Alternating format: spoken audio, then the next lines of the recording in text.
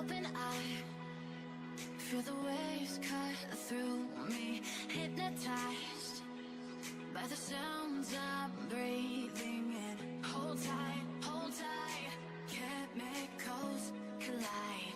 Hold tight, hold tight, hold tight. Dripping lights paint the skies, all because of you. Dripping lights paint the skies, only you can make me move.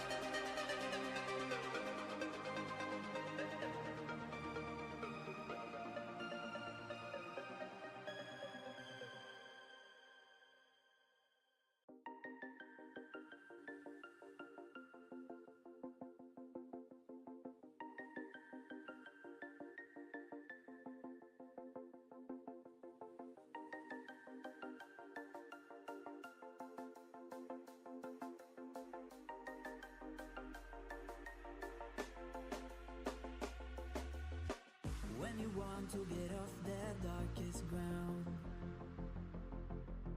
but gravity pulls you straight down. Earth from a bird's eye view. You should grow feathers and see this too. When you want to get off the darkest ground, but gravity pulls you straight down.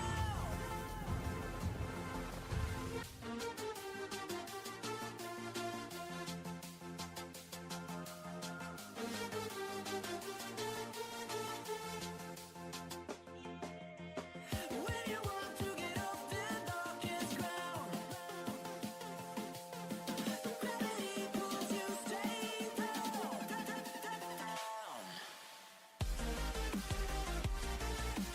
Clear sky.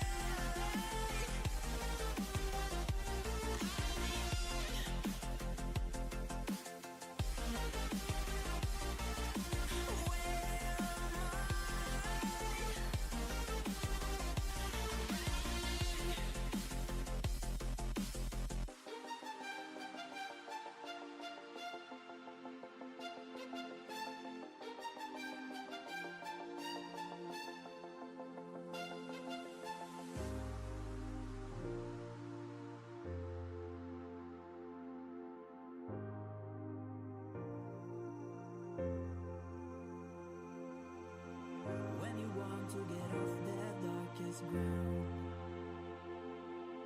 but gravity pulls you straight down. Earth from a bird's eye view. You should grow feathers and see this too. When you want to get off the darkest ground, but gravity pulls you straight down.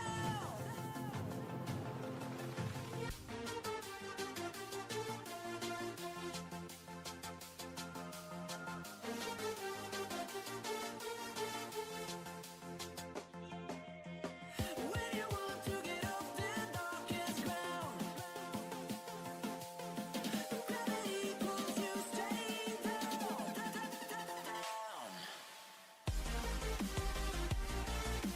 Clear sky.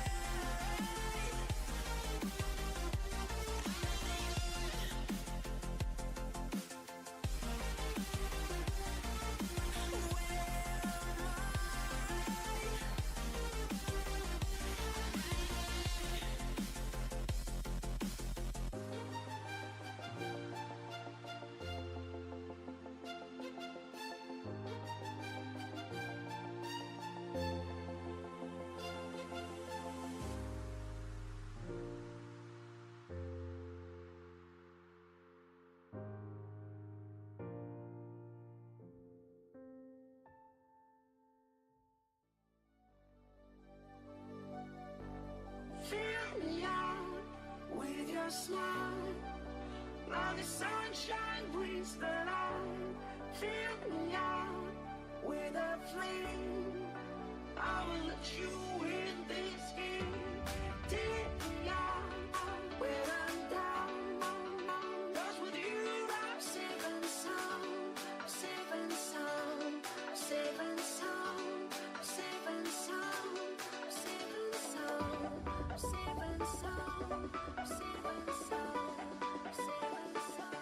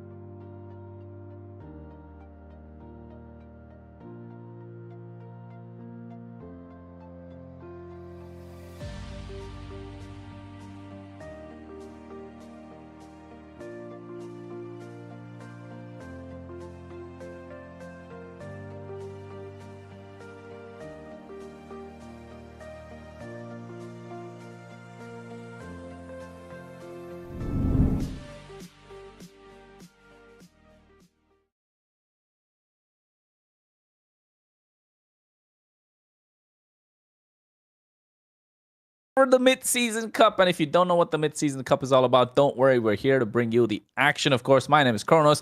Joining alongside me today, the one and only Warren 1X. You know what, Warren? Before you say hi, you got to tell me what the 1X means as well. The 1x stands for how many kills I get in my ranked games. That's actually the lore. I've been struggling a lot lately, so yeah, that's the explanation. Well, jokes aside, today is pretty serious day because we have 64 teams on the line, or 62, not sure if I'm counting right, but we have so many teams here today, and it's going to be a blast. Approximately last tournament that we had only half the number of teams lasted for about 7 hours, so today it should be pretty long strife, and I hope you're ready for that, Kronos, as we jump right into the first draft of the first series. Yeah, it's going to be an interesting one indeed because, of course, ladies and gentlemen, we are getting into the first game of the night. And as you heard from Warren, it's going to be a long one indeed. So don't go anywhere. Get your popcorn because you want to be in for a long haul. And not just that, also about 4,000 diamonds, a giveaway up for a grab. So if you want to get those diamonds, if you want to make sure you be a part of those giveaways, make sure you're here watching because the chat's going to be active. You're going to find the moderators doing their work, and also at the same time us as well, and of course the teams. Looking at the band so far, Warren, how's it to your liking?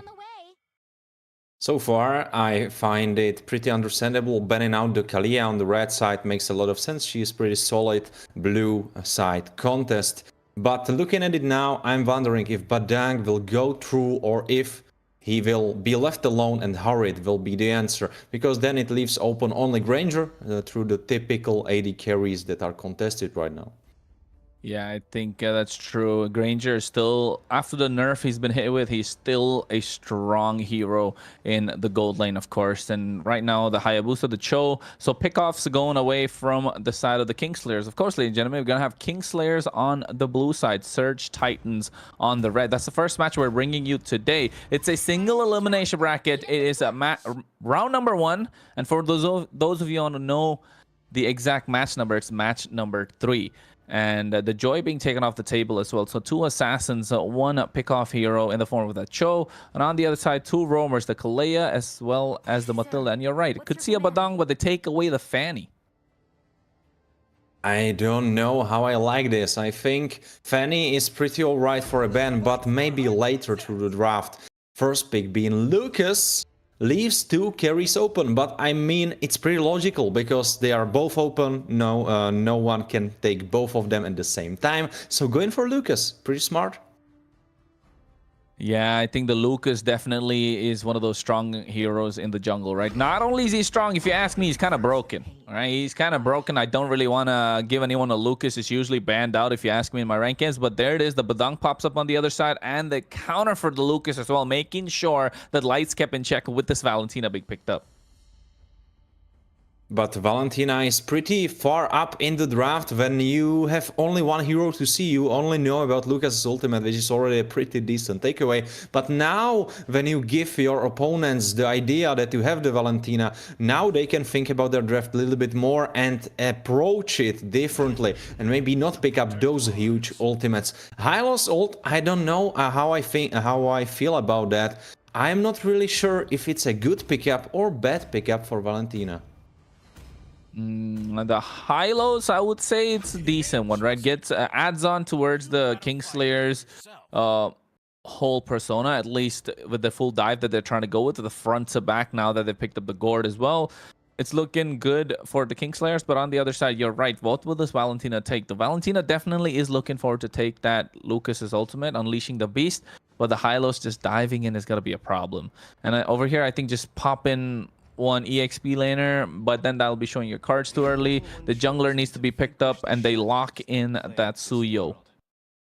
It's pretty interesting that Suyo went through the whole first phase of the draft uncontested so far to the end, and at the last moment it was picked up for the red side.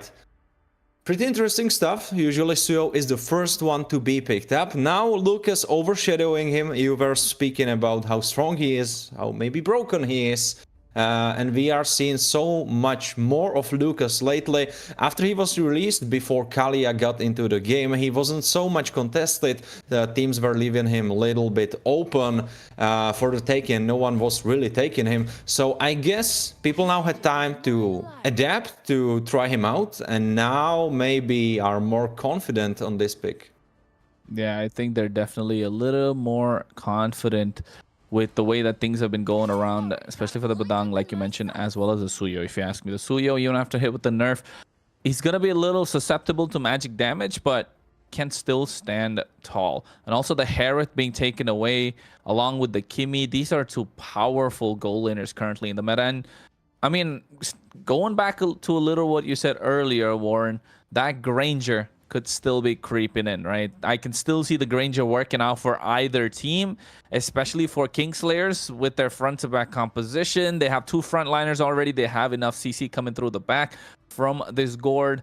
And on the other side as well, for Surge Titans, there is a lot of space already created. Yes, the Granger was hit with the nerf, but Granger is still all very powerful.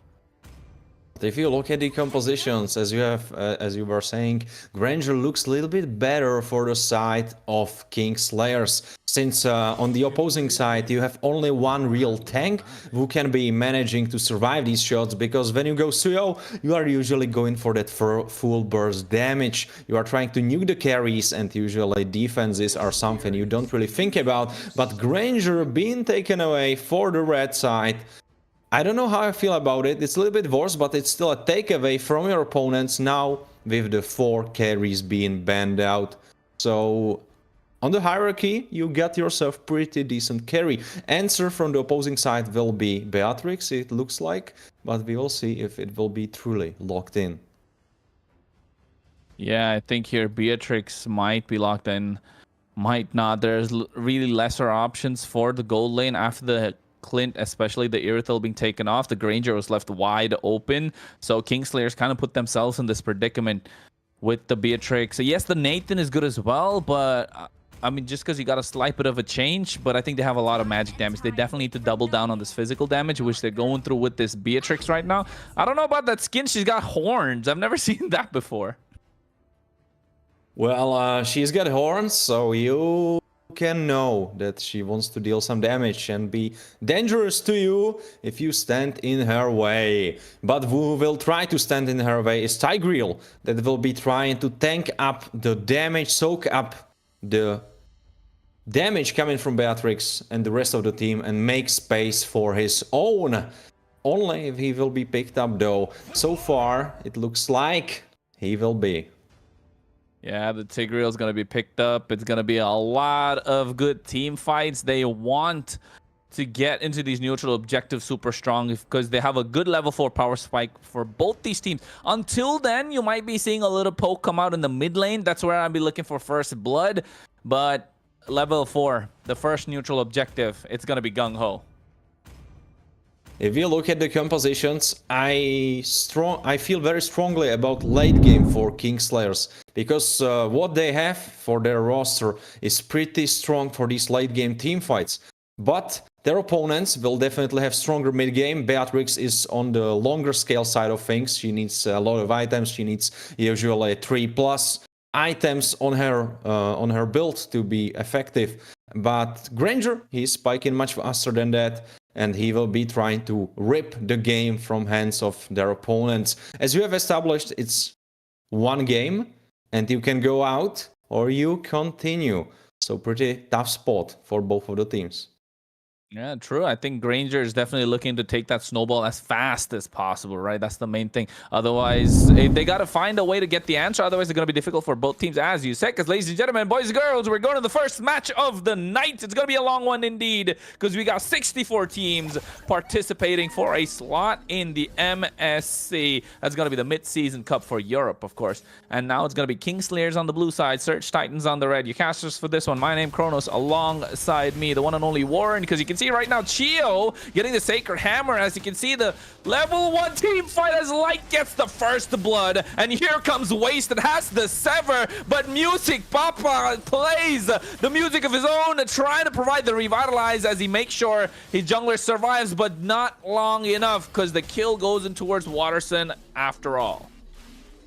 This was a pretty spicy opener. For a bit it looked like Lucas will not be able to follow through on that kill, but he actually managed to.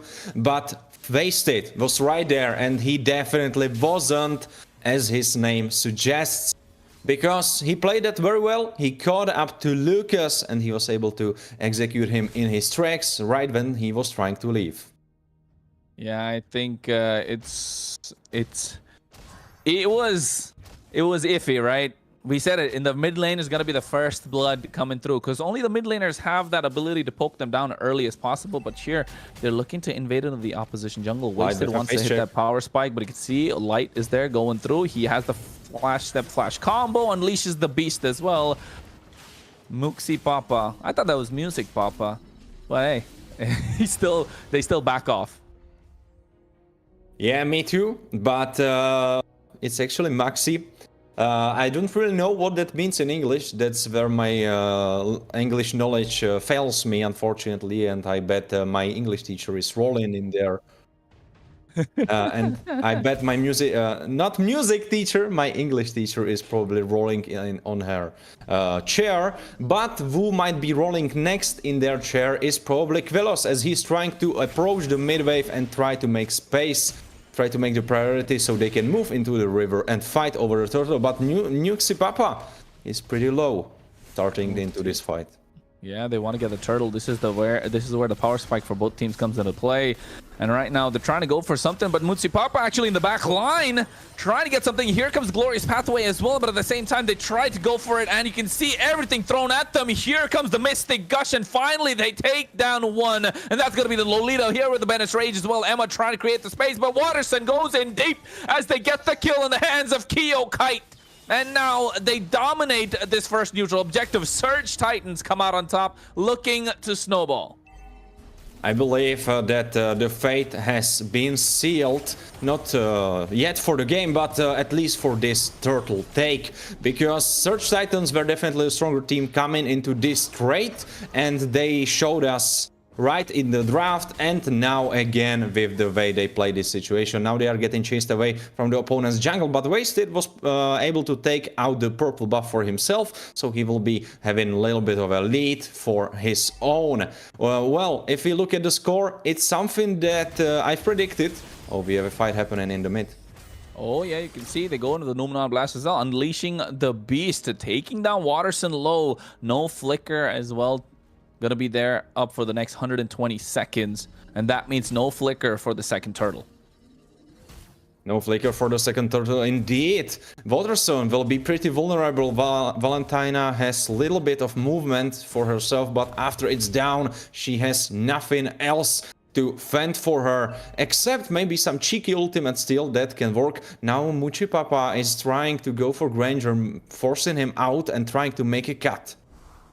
Yeah, they're trying to get that proxy the way, but here comes Chio, Sacred Hammer, Glorious Pathway comes out as well. Tuivila is popped, and you can see at the same time Waterson trying to create a distraction on the backside. Bennett's Rage popped as well. Emma 2, I don't know who Emma 1 is, but definitely zoning everyone out. Kyo Kite's gonna be the target for Kingslayers, and not there just yet though. Well, obviously Emma 2 is just second version of Ema, so she is better at everything else than Emma 1 was, obviously. But let's see how well she can execute this fight. Oh, they just dispersed. They're trading a blow for a blow, ultimate for ultimate, trying to bait out a couple of spells and just make it out. You're right. I think this is Emma 2.0, not just 2. It's got to be a 2.0 version, right? Got to be an upgraded version. We're living in a generation of AI. You never know. Emma 1 could have been AI, but maybe using that AI, Emma 2 just became a lot better. Well, and we have to see how much better she became, because so far she's been scaling on the Beatrix, and she needs a little bit more time, because this Beatrix is probably on her first item. I don't think she was able to hit up that second item just yet, and Surge Titans are in the lead as we have expected already from the draft, and now it's in the hands of Kyokit. Wu is pretty strong now, finishing his second item. Oh, wait. We might see something break out here, because there's a 5-man dive coming through from Surge Titans. They go with the Blade Surge as well on top of Kilo Kids. And oh, nice flickering potion coming through as well at the same time. You can see flash step, flash combo, not there. And now he goes through with it, but Wasted already got the kill. And now, with the help of that 5-man dive, they dominate a team fight, pushing back the most of Kingslayers. But look at Emma 2.0, making sure you get a neutral objective, or rather an objective on the top side, taking away one turret, but they trade the mid lane still. Wasted wants to go in for a lot more. Kyo Kite is looking for the snipe. He doesn't get it, just protected by light ever so lightly. And now Surge Titans will have to back off. They will have to back up for now, but Turtle is spawning in the 40-second mark. And question is in play: do you want to leave this turtle up so you can take this early lord with this big lead that you have for yourself, or you just take the turtle classically and not risk giving it away? Oh my god, a 2v1. I think Chio even used the implosion right there, making sure Emma got caught out, and then had to bite the dust.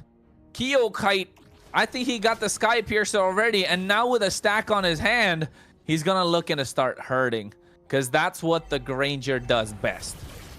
Oh, he is already hurting. You can see it every time he fires a shot. Now he's firing right into Quellis. Oh, Glorious Pathway. Nice Numenon Blast, making sure they're catching them in place.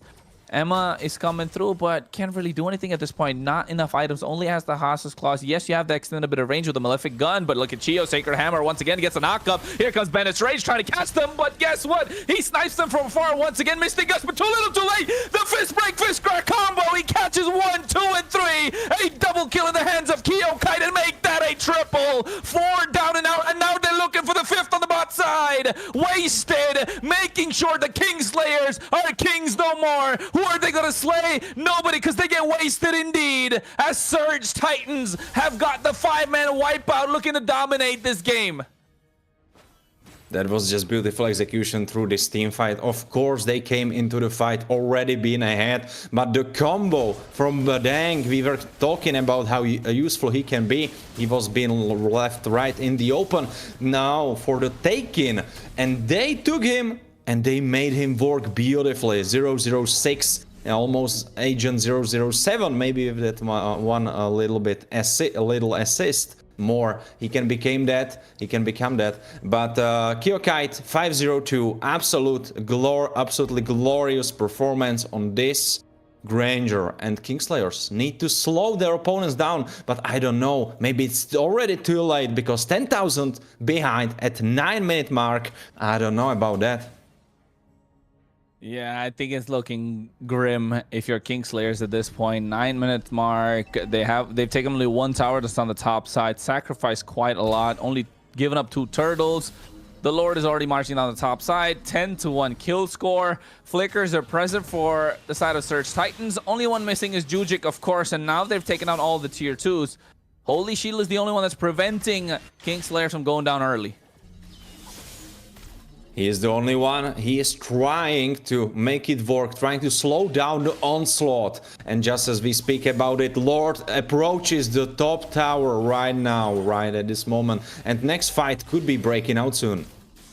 Yeah, it should be breaking out soon enough, because they get that inhibitor on the top side. You can see that Sonata coming into play as well. Kyokite making sure he pokes them down from afar. Glorious Pathways there, but the catch 3 in place. But at the same time, you can see they get pushed back. And now Revitalize to make sure he survives. But there's a lot of damage coming through. And Emma2 going for the Bennett Rage. But the first kill is going to be Kelokez. And now he goes down and out. That's a double kill in the hands of Wasted. Make that a triple. No minions left standing. But they still lose 3 in the process. And now waiting for the waves. Not sinking them is the problem that Surge Titans created for themselves.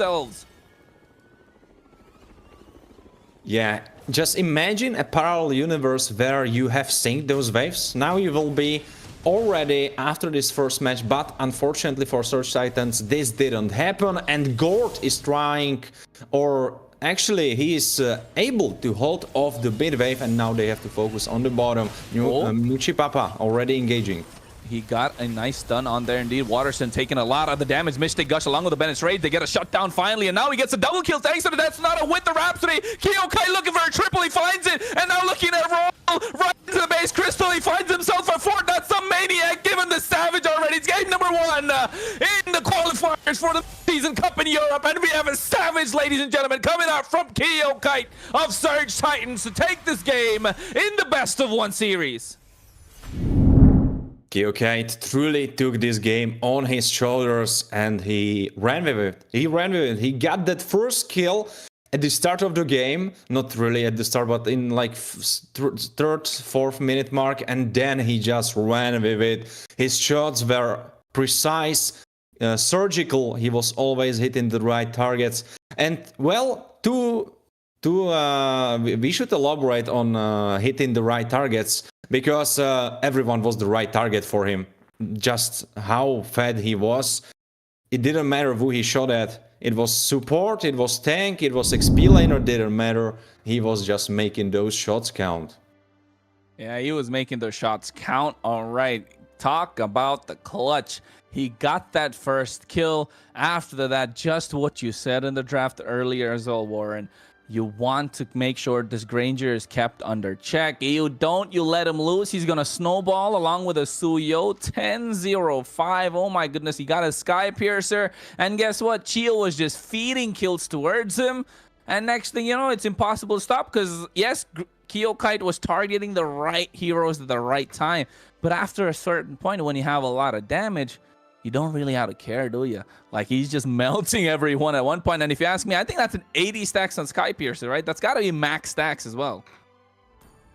If you look at the damage, it's not really showing him justice, because it's just 56,000, and this doesn't look like something absolutely crazy. But the thing in this game is that he was one-shotting everyone, so they had no time to heal. I think the longest someone survived was Quellos at the end in their base, where he was healing up through Revitalize, and he was trying to survive, but everyone else was just falling down like paper in the wind. Yeah, like leaves during the autumn season, right? Just falling down from the tree. That's what they were. Bro, Warren, honestly, you think he would have had so much damage? Like, come on. He was just melting them, bro. I don't think he would have had that much damage. Bro was just snowballing super hard. Absolutely, absolutely. And right now we will be going into a break, probably, Kronos, right? Yeah, I think should be, if I'm not wrong, because we're going to be coming out with the next match, of course. We're just waiting on the details because, like we said, there are about 64 teams that took part, and there are multiple matches happening at the same time. If we didn't tell you that, now you know. So, of course, 64 teams, multiple matches at the same time. Yeah, we're going to give you the best of the best ones, just like the ones we saw. Surge Titans just sweeping the floor with Kingslayers. So probably until the next match, we'll go for a short break. So don't go anywhere. Stay tuned. We will be back because you got to be a part of that giveaway. You want some of those diamonds because I want those diamonds. I'm going to be in the chat. I'm going to compete against you guys. Even Warren's going to be competing for those diamonds as well. So make sure you get your hands on them and not us. So see you soon after the short break. And in the meantime, you can be going.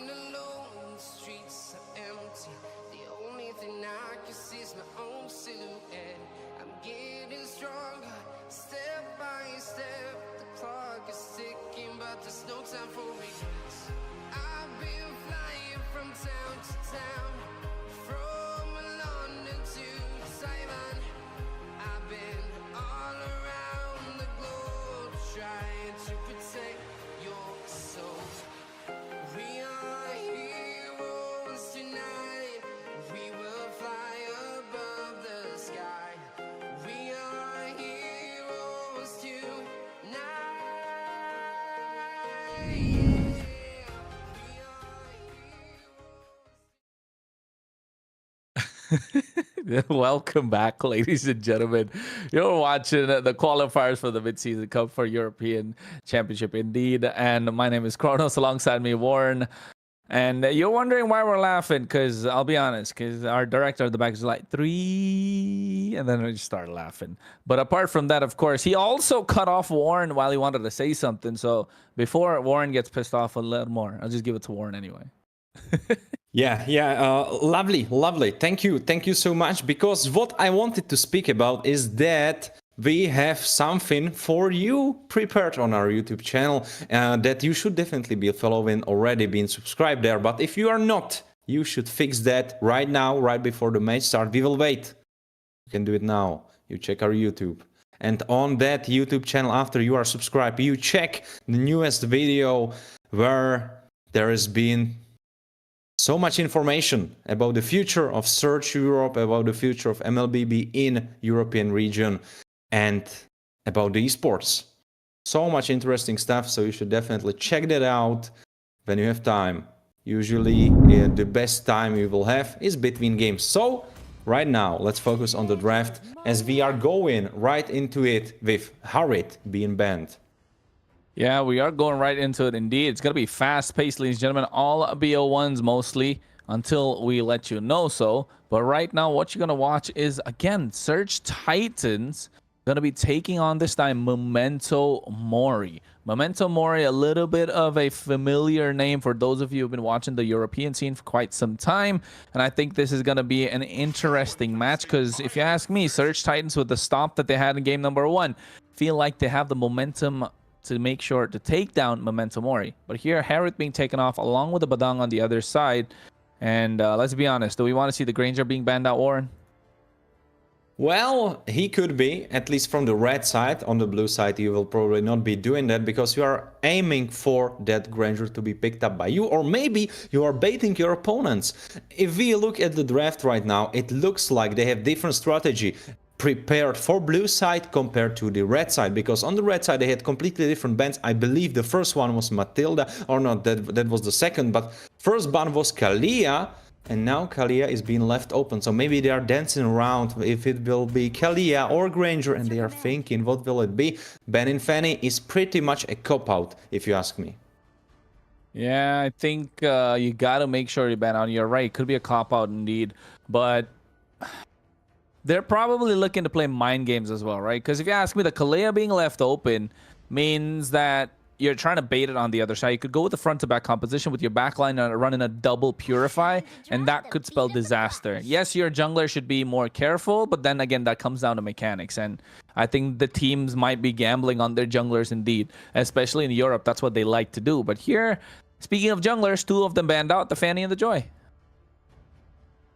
You are correct, Fanny and Joy, the 2 of the most, I believe so, 2 of the most mobile junglers.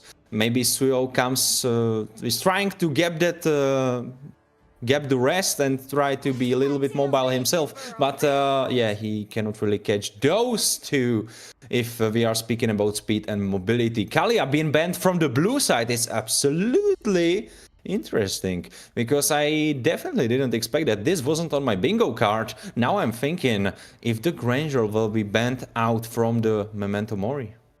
I don't know, bro. It seems like your luck for the lottery is not looking so good, Warren.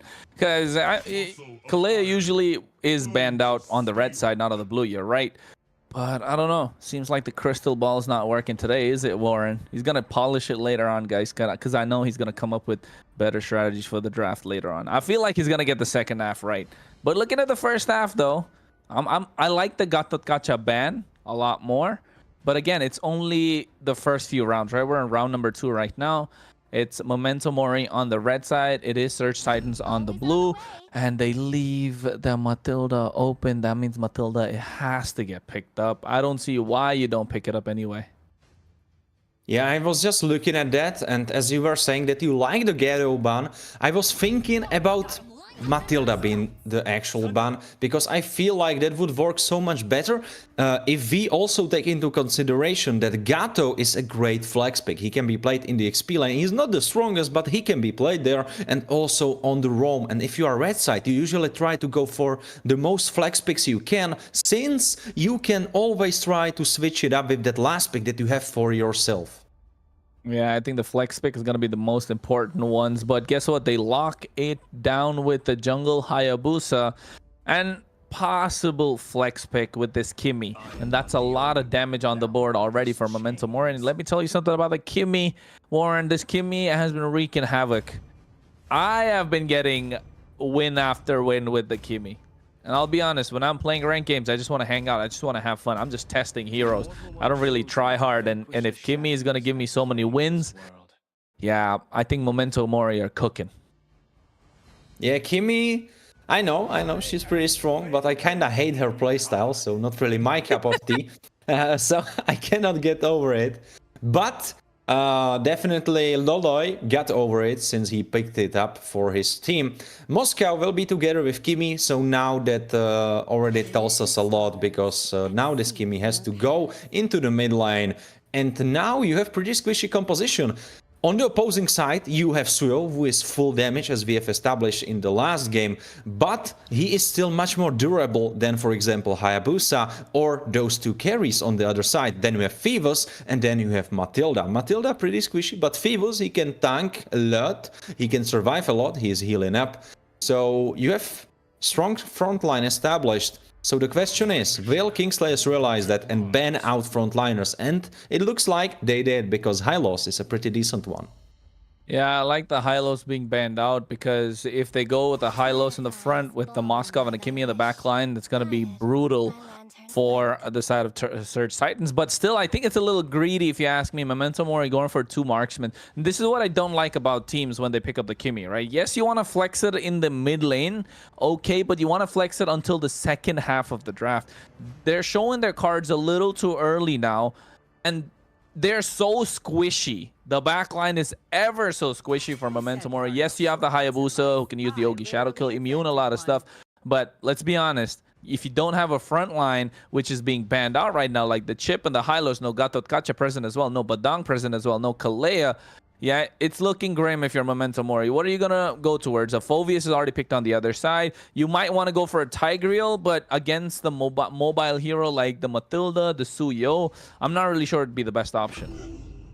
I believe there is another angle in play. There is another angle to be played for Memento Mori, and I think that angle is 4 carry champions. I think they should lock in Sisi for the XP lane and just play it out with 4 carries, because if you have 4 carries, then Suyo or Phoebus need to think, okay, who will I one-shot? Do I one-shot Moscow? Do I one-shot Kimi? Do I one-shot Hayabusa? Or do I one-shot that Sisi on the XP lane? And if you leave just one of them alive, he can still carry the fight. So I think that's an option that's on the table for Memento Mori. Yeah, I think that is an option indeed. They have to play a lot aggressive with this Jawhead in the early game. They need to look for those pickoffs as soon as possible. And the faster the pickoff, the stronger Memento Mori get.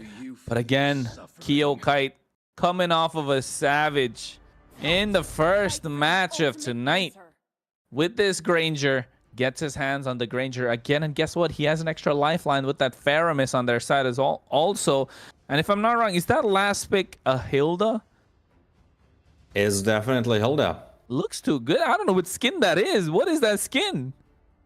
Looks like some Valkyrie-based skin, maybe, probably. Something like that. Maybe she's already in Valhalla. She definitely looks like she was there. Pretty enlightened based on so much light colors in that skin. A little bit fumbling my words, trying to cook something up. But what the teams cooked up is definitely something interesting. At the end, they didn't go for the CC, which I was looking for, and was maybe thinking if that was the right idea.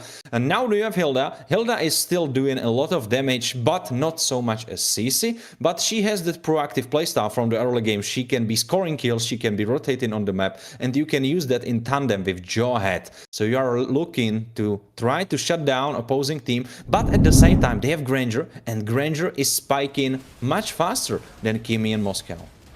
Yeah, I agree. Granger definitely has a earlier power spike compared to the Kimi and the Moscow, and that will definitely play a big part towards Surge Titans, because yes, Memento Mori have that ultra late game, but again, they don't have the front line. A full dive could come in through this Matilda, and it could be all over in one fell swoop if they're Memento Mori. But here you can see Loloi just taking a lot of damage, getting pulled back as well. Ooh. Oh. Nothing just yet.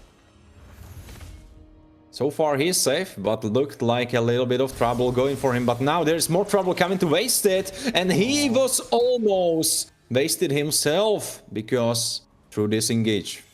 Yeah, I think Wasted almost getting taken down, but here Chio trying to shut the damage on towards Loloi. Sakamoto looking for another pickoff angle. It's only early game, and at this point I think they're just testing the waters.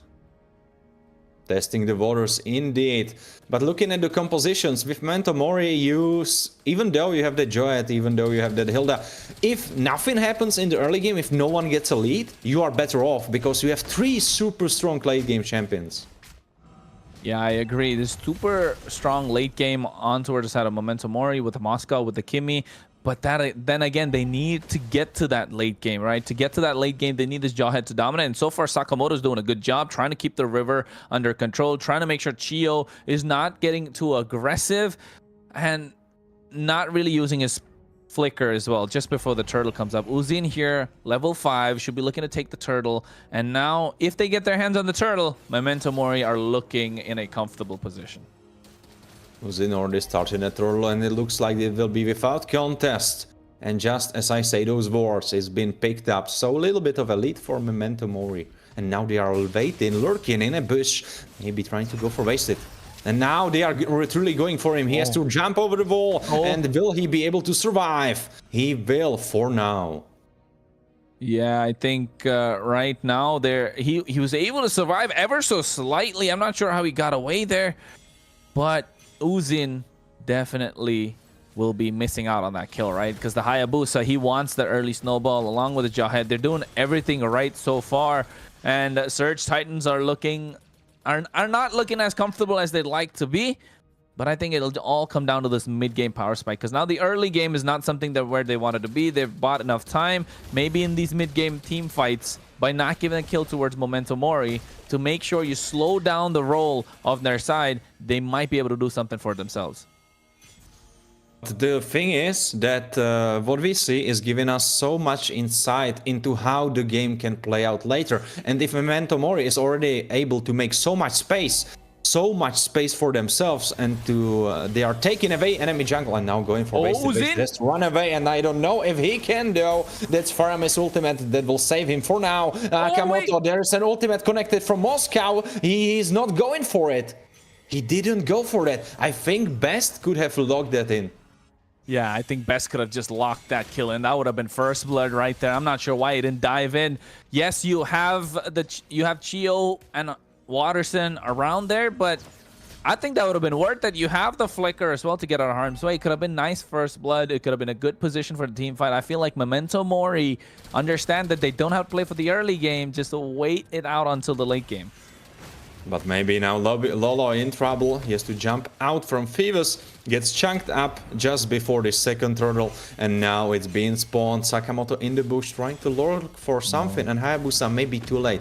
Oh, maximum charge coming through, but at the same time, Uzin comes through at the end. You can see the retribution for Wasted is on point, but Sakamoto goes through. First blood in the hands of Surge Titans, and now they want to go for a little bit more. Best is going to be pulled back, and he goes down indeed. That is 2 kills in the hands of Surge Titans, but what is Wade doing? I'm not really sure what he's thinking. Chio finds himself a double, and Memento Mori have given away the early lead that they kind of had in their favor, and now Surge Titans are going to pressure as much as they can. And they will try to do most they can, definitely. Oh no, we have a struggle happening in the top side. Best. Ooh, that was looking dire. Kyokite versus Best. If Kyokite got that kill, he's looking to snowball once again. He just didn't have enough energy for the Dead Sonata, and now gets his hands on the Sky Piercer. He's gonna be looking more dangerous. And now who might be in danger is actually Bait, because now here is wasted and he could be going for him. Though it's a Hilda with some armor. Uzin lurking in a bush. That could be bad for Kyokite if he gets jumped. Yeah. Oh, here comes Circling Eagle, trying to go in. Infernal Pursuit is there as well. Lolo has to flicker out of harm's way, but Kyokite gets assassinated in the back line. Uzin goes through the Ogi Shadow Kill as well, and right now they group up together, making sure they get out. But here comes Watterson, doesn't want to go through. Wasted trying to flank from the backside, as Sakamoto's going to be the target. Soul Server comes through, Quad Shadow connecting on towards him as well. And I think Surge Titans are happy with one kill, but meanwhile, look at the mid lane. Wade is just trying to take down the tower, and he's able to run out. If you look at the gold, it's been equalized, and that's strong for Memento Mori, since they are scaling into that late game, even though they fumbled that fight. And now looking back at what Best didn't go, that he didn't follow that ultimate, he just was trying to avoid that risk. And if you look at the body language of Memento Mori, everyone else except Wade and Sakamoto are trying to avoid risk. They are trying to scale up, they are trying to not risk anything that could throw them off the path to that late game power scale. Yeah, I think Circling Eagle expended there already, and now Surge Titans trying to take down the turtle.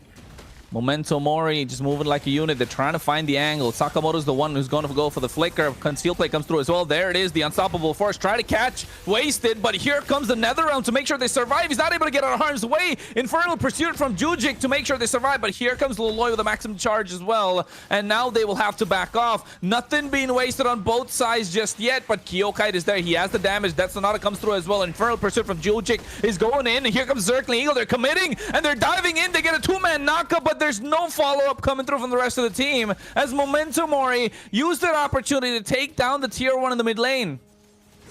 And look what Best was doing. For the second half of the team fight, he was pushing mid lane. He was trying to avoid risk, try to get most gold on himself. And unfortunately, if you look at the gold graph, they are actually behind, even though they were even just moments ago. So that doesn't really drive home my point that I was trying to make. But Best is doing his best to stay relevant and to scale up. I believe this Moscow should be hitting soon his third item, and that's when fun should start.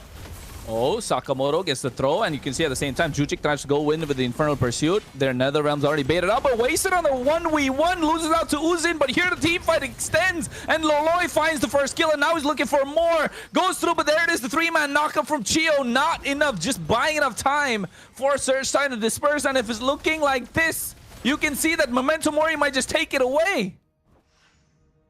Uzin was trying to fish for something, but in the end he realized he doesn't have his ultimate available. Now Wade lurking in a bush and not really trying to do anything, just gather information and maybe make space for Moscow to try to push in that last wave. Looks like Moscow will be denied that gold, at least for now, and Lord will be spawning in 15 seconds. And it looks like in this position that Memento Mori will try to slow down the game or keep it at this slow pace. Even though they won the teamfight, I believe they should still be trying to scale a little bit more, because late game is confirmed for them to work out. Yeah, definitely late game is confirmed for them indeed, but they have to be the aggressors, right? As long as they're playing aggressive, the game is in their hands, especially in the late game for Sakamoto at least, so that he can be a threat. The moment they get a little defensive, it's going to be difficult. And right now, you can see they commit with the Circling Eagle. Jujik goes to the back line as well. The knockup comes through, but here Wade might be the target, but in the mid lane, Best is going to be tunked down, and here comes the Ogi Shadow Kill. Kyokite taken low, but with the Netherrealm, they're able to survive.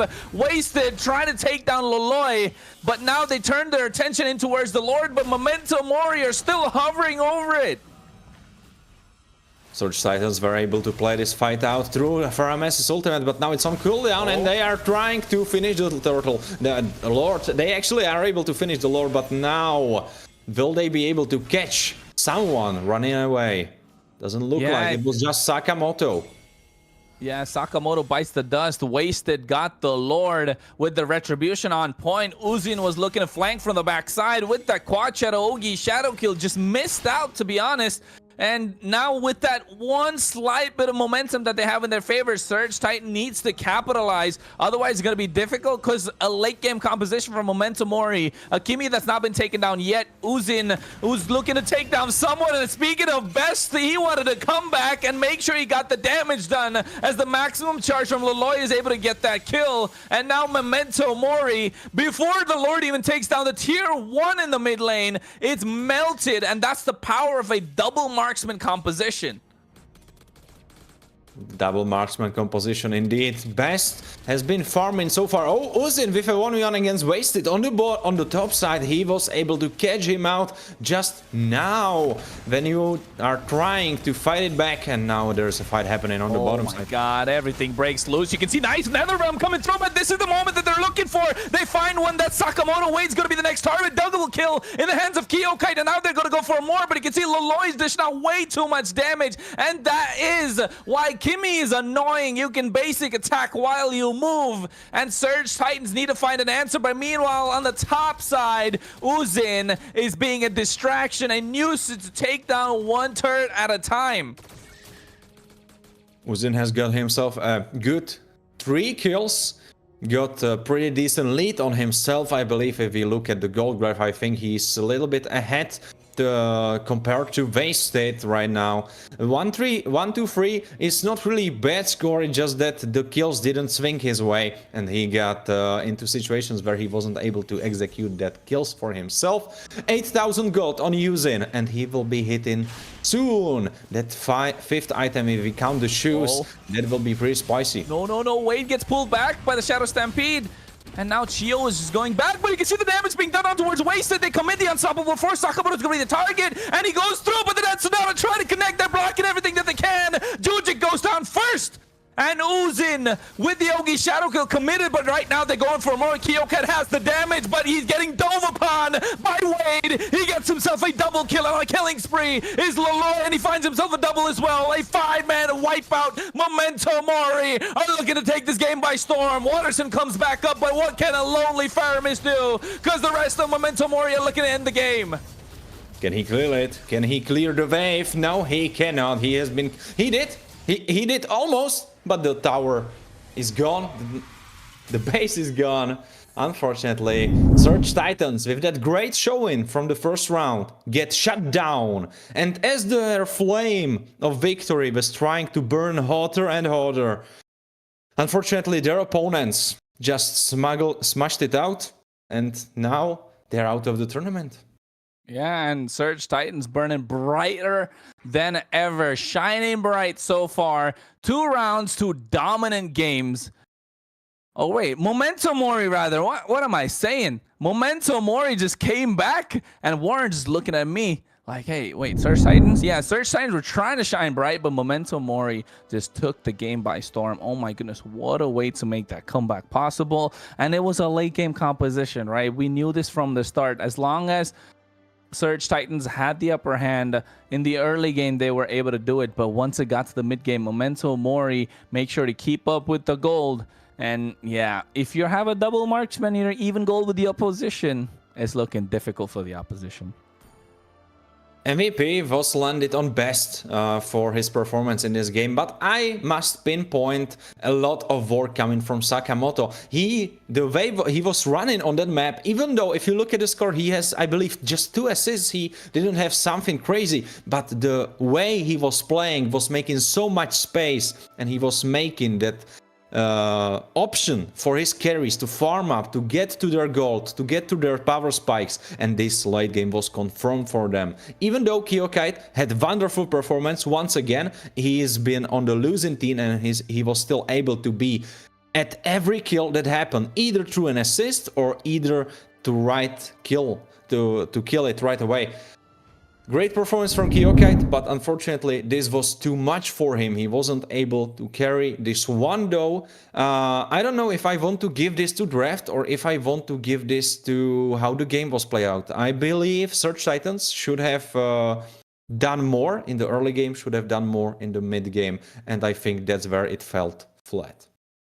Yeah, I think Surge Titans definitely should have done a lot more early game. We can agree on that one, Warren, for sure. But Memento Mori, I told you guys off stream as well. They're a familiar team. I've heard of that name before, and I've seen them play as well. And goes to show why, because they've put on a dominant display, understanding the macro, the micros, the timings of when the power spike comes through, and how to hold on as a team that's playing for the late game, right? Holding on is what they did in Sakamoto. Yes, he got the silver, but according to me, I think he was the MVP. He bought enough time in the early game, just dominating the river, moving around, and just being a threat. Because at that point, Chio just didn't feel like he could commit with that Matilda. Every single time he was by the river, the threat of being thrown away and giving a kill in the early game was just present, with Sakamoto being so dominating in the river. And I think that just worked out for them. And that's why you could see Memento Mori move on, while Surge Titans, goodbye. And no, guys, Surge Titans are not sponsored by Surge Europe, okay? They just made that name. Just want to put it out there. So, yeah. Yeah, I just meant to pinpoint that fact, since in the beginning you were trying to give fraudulent information about Surge Titans winning that round, even though they clearly lost. We saw it on the camera, and I was just like, Kronos, we are not helping the memes. But yeah, well, I'm happy that you made it clear. So yeah, Surge Titans, unfortunately for them, not really sponsored by Surge. Yeah, unfortunate indeed, but I think they're trying, right? They're trying really hard to get that, just naming themselves Surge Titans all the time. We've seen them before as well, and now this time they just didn't make it out of the second round. But of course, that was the second round, ladies and gentlemen. Memento Mori versus Surge Titans. Memento Mori taking the victory. Yes, Memento Mori, not Surge Titans. I'm going to say that again.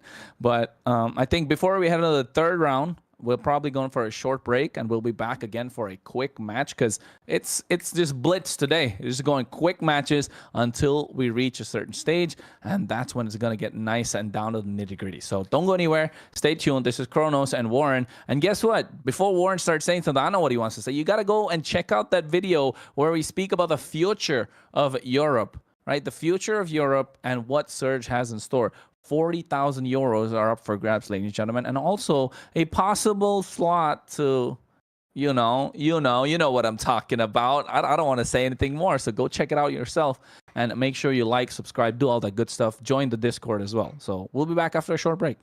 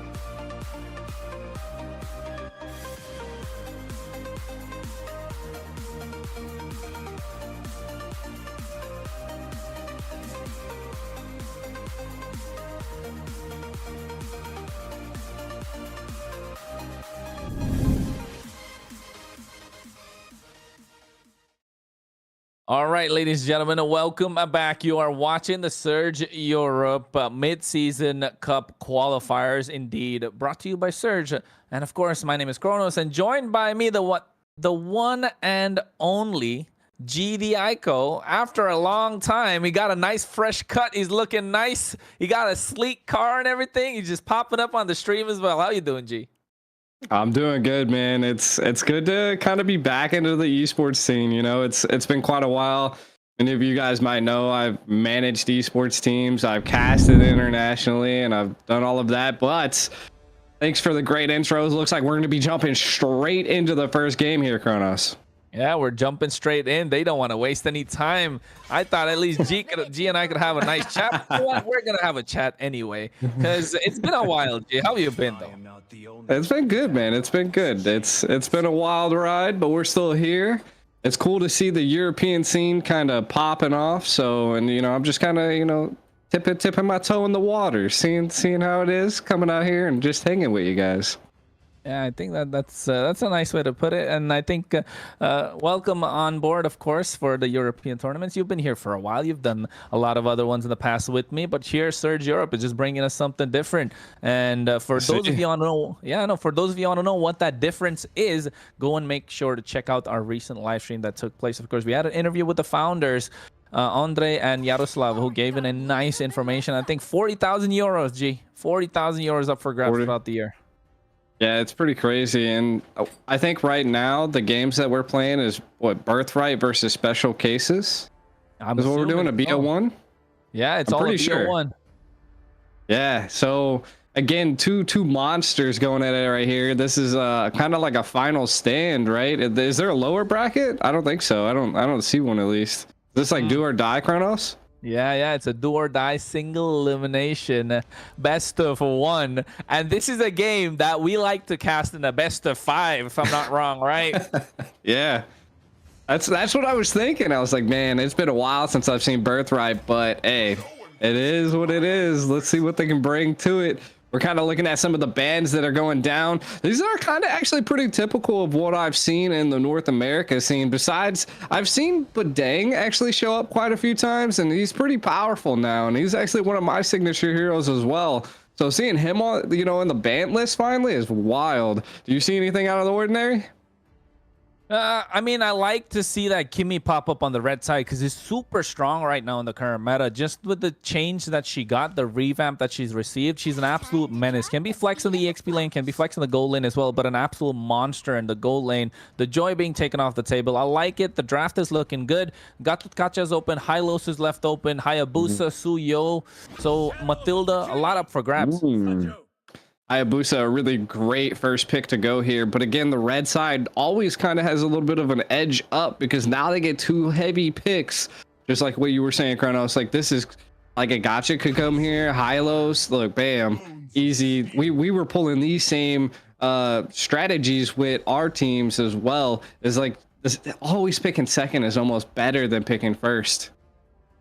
Yeah, only because of the fact that you get those 2 power picks instead of the 1, right? And I think over here, they understand that the 1 pick that special cases get, they need to maximize as much as possible. So they lock in that jungle straight away, threatening the back line. And doesn't matter who you pick up, because yes, the Herald was left open, but a Hayabusa counters the Herald, but still Birthright understand the assignment. They know Herald is one of the strongest goal laners, and they pick it up for themselves with the Gatotkachas. They have a lot of AoE, a lot of team fight control, and now they need to find a way. Special cases should be looking at that Granger or maybe even the Moskov right now. Yeah, and I mean, again, with the Kimmy ban, that's probably what they wanted to have up their sleeve, and that's kind of why they probably picked the Harith at this point, right? It's good, but you definitely, like you were saying, you need some type of range in the gold lane to keep Harith at bay, because he's a savage if he can get close to you. Matilda? Hey, I mean, it works out if you ask me. You could go for the Matilda, they could go for... Oh, I like that Selena. Yeah, I mean, we seen Hoon in North America go crazy with Selena against my own team. Crazy enough. Selena is just a monster in that mid lane at this point. I want to see what they can do with it. Yeah, I know. Selena is definitely going to be really aggressive. And I, bro, sorry about what happened to your team. They didn't make it this time, but I think next time for sure, right? For sure. We'll see. We'll see. You know, it's always up in the air when it comes to those types of things. NA's looking a little, you know, so it's kind of like, you know, I'd rather throw myself into the European side. So you know that might be why I'm here. You know, NA's kind of fallen. Let's go to let's see what's the next best thing. Yeah, I hear you. We don't want to talk a lot about that one because, hey, we don't have a lot of information. Even if we do, we're not going to spill it. But right now you can see that the picks are coming through. I like this Suyo, but also at the same time, I don't like it because after the slight change he received to his magic defense stats, it just shows that the Suyo is more susceptible to magic damage. And when you have a Selena that's looking to play as aggressive as possible in the early game with the Matilda, I think they're kind of, you know, shooting themselves in the foot right there.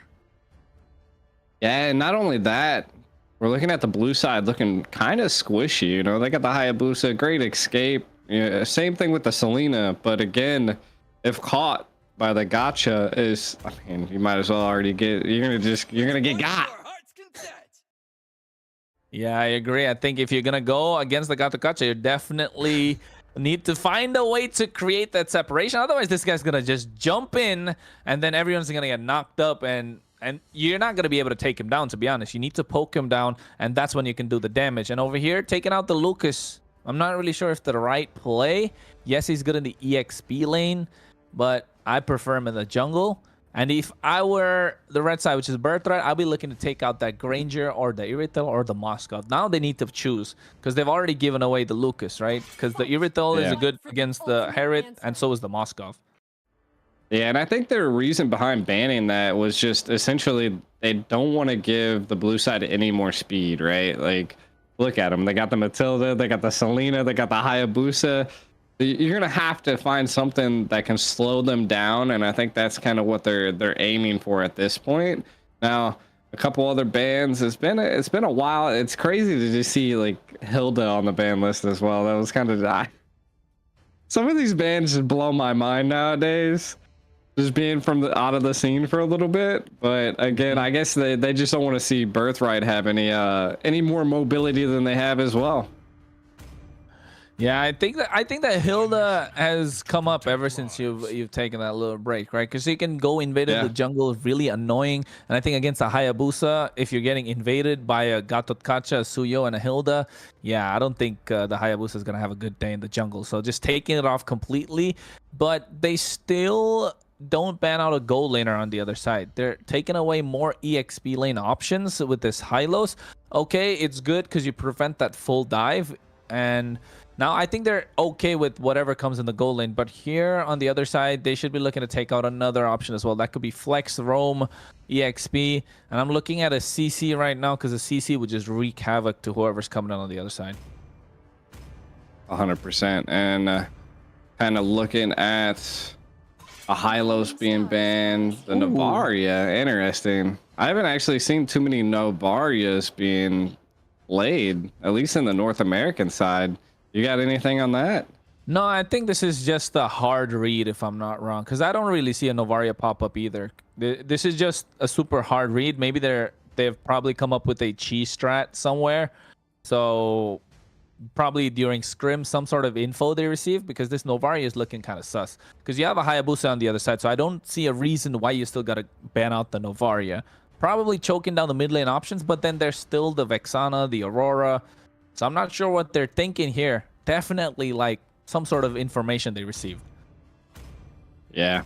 Again, I mean, that goes to show some of the teams kind of just bringing out and banning.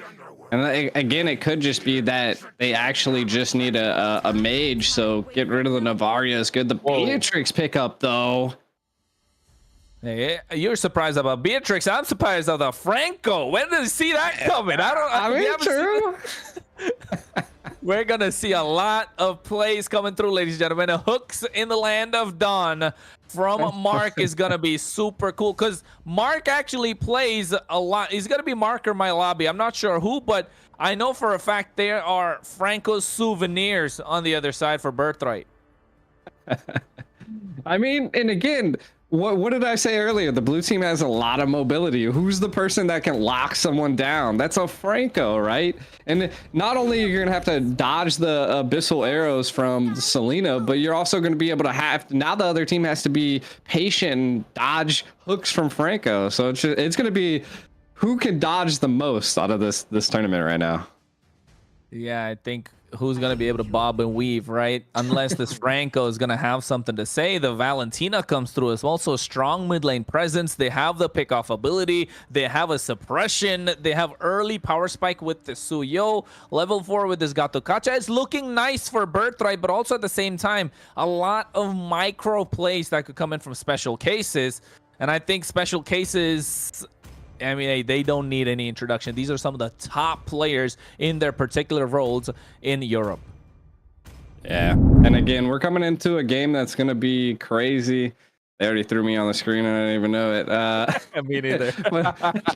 I was like, oh, snap. What's up? I see myself. But yeah, I mean, this game's going to be pretty crazy. Again, I'm a Beatrix fan, so I kind of want to see what this Beatrix can get done. The Franco as well is kind of like you said, it's one of the, like, you want the Franco, I wanted the Beatrix. Odd combination of once, but we got it. Yeah, I know. And not on the same team either, on different sides for some reason, because that's what they go hand in hand together, the Franco and the Beatrix, but this time being picked on two different sides. It's gonna be a little nice. In special cases, if I'm not wrong, won another tournament somewhere in Europe, one of the, grassroots tournaments as well. So these names are familiar. Boro has played in the MPL himself. It's Laito has played in the MPL, if I'm not wrong, also. And then just a lot of familiar name. Tiso is there as well. I'm sorry if I missed out a couple of names, but definitely they are looking strong because we're already straight into the game. But you can see Birthright understand their opposition and they're putting on the pressure as early as possible. Yeah, I mean, they have to, right? Again, Birthright's dealing with an aggressive early speed comp from the side on the blue side, right? Special cases, that's what they want. The Selena is going to be absolutely a menace, just going to be poking and propping as much as they possibly can. But again, they do have a Selena in the mid, which is able to dip and dodge away from a lot of Selena's abyssal arrows. So I kind of want to see what they're doing here. They're just kind of like farming at this point, which is, I mean, we'll see. What's your take here? I'm telling you, I wish this was a best of 7 series. I'm not gonna lie, this is probably one of the best games. I don't know who came up with the brackets. I know it's come through Battlefy, of course, but I'm letting you guys know that this is a game. This is a match that is a best of 7 worthy match. This is a grand finals match that we're watching right now. So everyone, just brace yourselves because it's gonna be either a quick finish or it's gonna go a long way. I mean, right now they're micro. They're just kind of keeping at bay. A little bit of engage here. Oh, you can see Enzo first blood gets stomped upon, but here Noel goes with the quad shadow. Still has the Yogi shadow kill. Will he commit? Yes, he does. But the rest just group up together, and now they're looking at Boro. He's able to get out with the guiding wind, but Laito gets a kill himself, and this is why they're one of the best players in their lane. And you can see they go in for more. Bell is there, has the sever. Taunt comes in from my lobby, but a knock up to make sure he survives as he makes it out of harm's way. Special cases, Birthright putting on a spectacle. Laito, boy, you gotta stop that man. Like, he literally was dancing in the mid, comboed with Baro. That was just an insane play. I actually thought it was more leaning into the favor of Birthright, but then Laito just able to change the pace there and kept it at bay, right? So I don't think either team made it out of there on top. I think it was like a 50-50 trade, but an insane engage at 2 minutes here. Yeah, 2 minutes in, the engages are coming through, and at the same time, Turtle's already taken in the hands of special cases, but that only means they have a slight bit of an advantage, and Birthright, if they get a couple of pickoffs with this Franco, it's going to be difficult for the other side, because you see they're trying to get some damage down. Bennett race just to clear the wave, and nothing there yet, Joe. Yeah, and I mean, look, abyssal arrows kind of going wide. They're filling out Mark.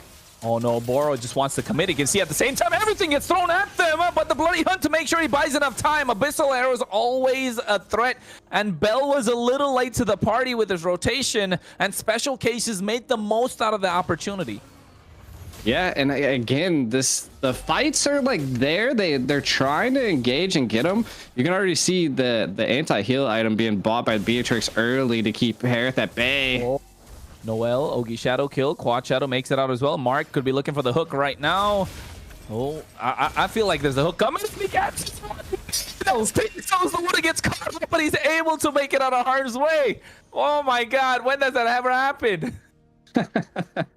Again, just a great class act right there. Everybody knows their extent of their heroes, right? They're able to get in and out of there. Watch out for the Abyssal arrow once again. But what we can see right now is Birthright is putting heavy defense into that gold lane. They know the Harith has to stay alive to be able to just excel and, you know, just boost and go crazy at the end of the game, keep the Beatrix at bay as well. Not only that, the turtle's here, so they're just focusing all up here on top. I think there's going to be an engage on this turtle though.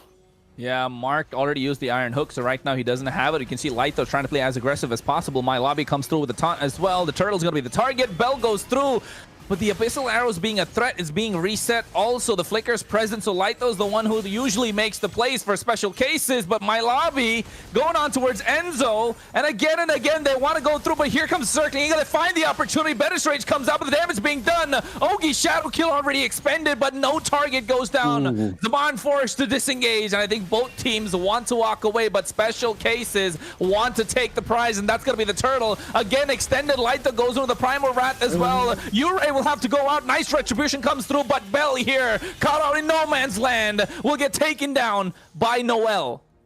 Man, special cases are making a case out of Birthright right now. This is they're going crazy. Kind of taking a look at some of the items. We can see Selena's got her first item. Beatrix again, this is what I wanted to point out, all anti-heal in the very beginning. Still not even going for a full boots build. Crazy approach here to go against the Harith. Oh my God, they commit on towards Noel, and I was just gonna compliment him after you spoke, but they just stole my thoughts away. But Lighto wants to come in indeed, but here comes My Lobby with a good AOG, as Lighto should be the target, and Enzo can only watch his teammate fall down. Again, great trade here for Birthright, right? They were a little bit behind, losing some of these turtles, but still traded towers. Looking like Barrow's in trouble. Oh no, he's not looking good right now. He gets taken down. Nice Terrify coming through from Ure, as Boro's gonna bite the dust, and Birthright are holding their own against a team with stars.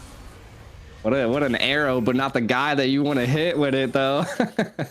Again, I think the big fight is going to be definitely around the turtle in this next come around. Again, Birthright again, they're getting kills. So special cases looking a little bit stronger into the early. We can already see the the Malefic gun. They're just getting purchased by Beatrix. Dude, I think Beatrix is going to pop off, but a big problem for special cases is the Harith. They need to shut down this Harith. He's 3-0 right now.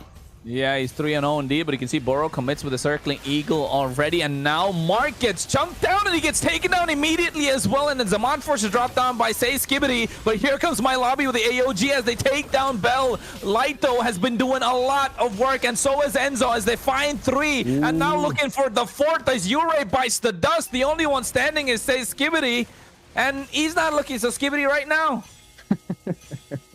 He's Say Skibbity into that bush. He's trying to keep him at bay here, but again, special cases, I think they got a lot out of that right there. Birthright's gonna have to find something at this point, but again, I think what's really causing a problem for Birthright is that they have to be situational with this Franco, right? Like the gacha is the only thing that could possibly be the front line at this point, but he's also the EXP. So like it's a hard trade-off here on what they can possibly go for. My Lobby, good control over the map here.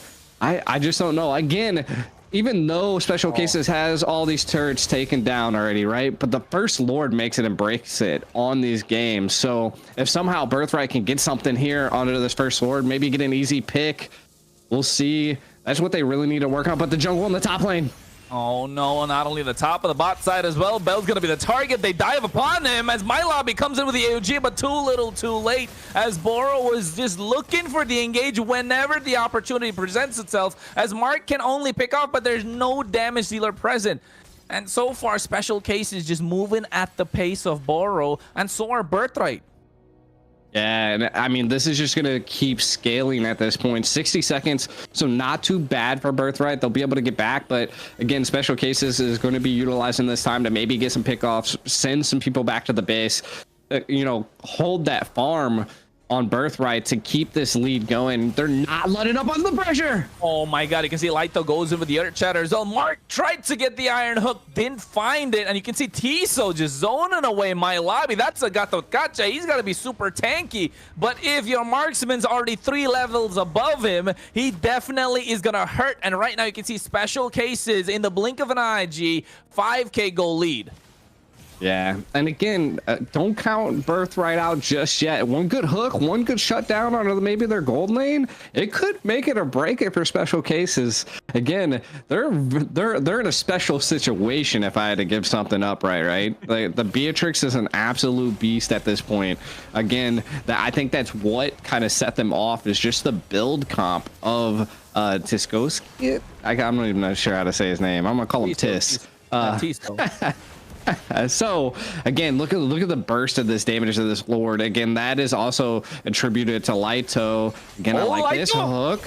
He gets hooked. He goes to the onward. Oh my god, they commit everything on towards Marcus. He gets taken down. Lightos there, goes for the Primal Raptor zone. Noel comes into the quad shadow as they take down Bell. Double kill in the hands of Tiso. Now he's looking for more. Enzo just going in, spamming those recalls as they know these are the top teams in the entire competition. And I might say that these will be the teams to actually take away the entire tournament. But Lighto goes in once again. Earth Shatter on towards Yurei as they find the pickoff. And now Birthright backed into a corner. Dude, Special Cases are just going crazy. MLBB trying to keep him at bay. This is good. I mean, they still got the defense on there. The hook comes out. I don't know. Yeah, he got the Bloody Hunt down as well. And right now you can see MLBB went for the AOG, but nobody home from Special Cases. So Birthright, I mean, if anyone can bring it back, it's got to be Birthright at this point, right? I mean, yeah. Again, they still have a lot of their defenses up. It's only their first Lord, but it is just such a big gold gap at this point. 11-4. They don't want to engage in anything at this point, because if they do, they're getting baited out by Special Cases at this point, and they got to stop falling for it. Just kind of keep them at bay. Fight them in your own tower. Yeah, and right now they're trying to dive in. Boro goes through. You can see MLBB taken down low as he's on a monster kill, and that is Tiso indeed, ladies and gentlemen. The mid lane's going to be the one that's under siege, and right now they take down the inhibitor, but the Oki Shadow kill is way too much damage, and Noel with Enzo just gets the kill, and now godlike is Tiso as they get everyone shut down. What can a lonely Franco do? He can only hook, but that's not enough, as you can see Special Cases making a statement out of Birthright and now take this game. That snipe at the end by the Beatrix. Yo, the Special Cases bringing the heat, to be honest, against Birthright. Again, I've watched a lot of Birthright matches and they just went crazy. I'm not sure what the difference was, but man, Kronos, that was a crazy game. That was a crazy game. I think I gotta attribute it to the Beatrix though. Yeah, it's the Beatrix. The Beatrix did a lot for sure, had the damage, but I think it also comes down to how each and every player was able to play their role to perfection, right? Just layering it one on top of the other. Yes, Tiso did all the damage, but Boro created the space.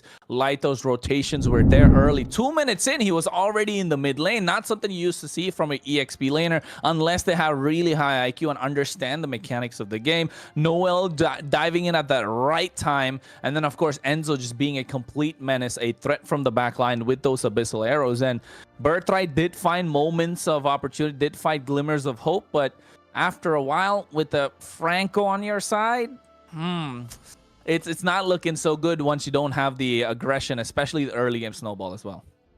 Yeah, and I mean, look at the team fight percentages as well coming from Special Cases. Like, every time they were all there, besides the Selena, she was just far enough away to just be able to hit arrows, but I think what this combination that Special Cases brought together was the attack speed of the Beatrix and the complete CC of everybody on the team.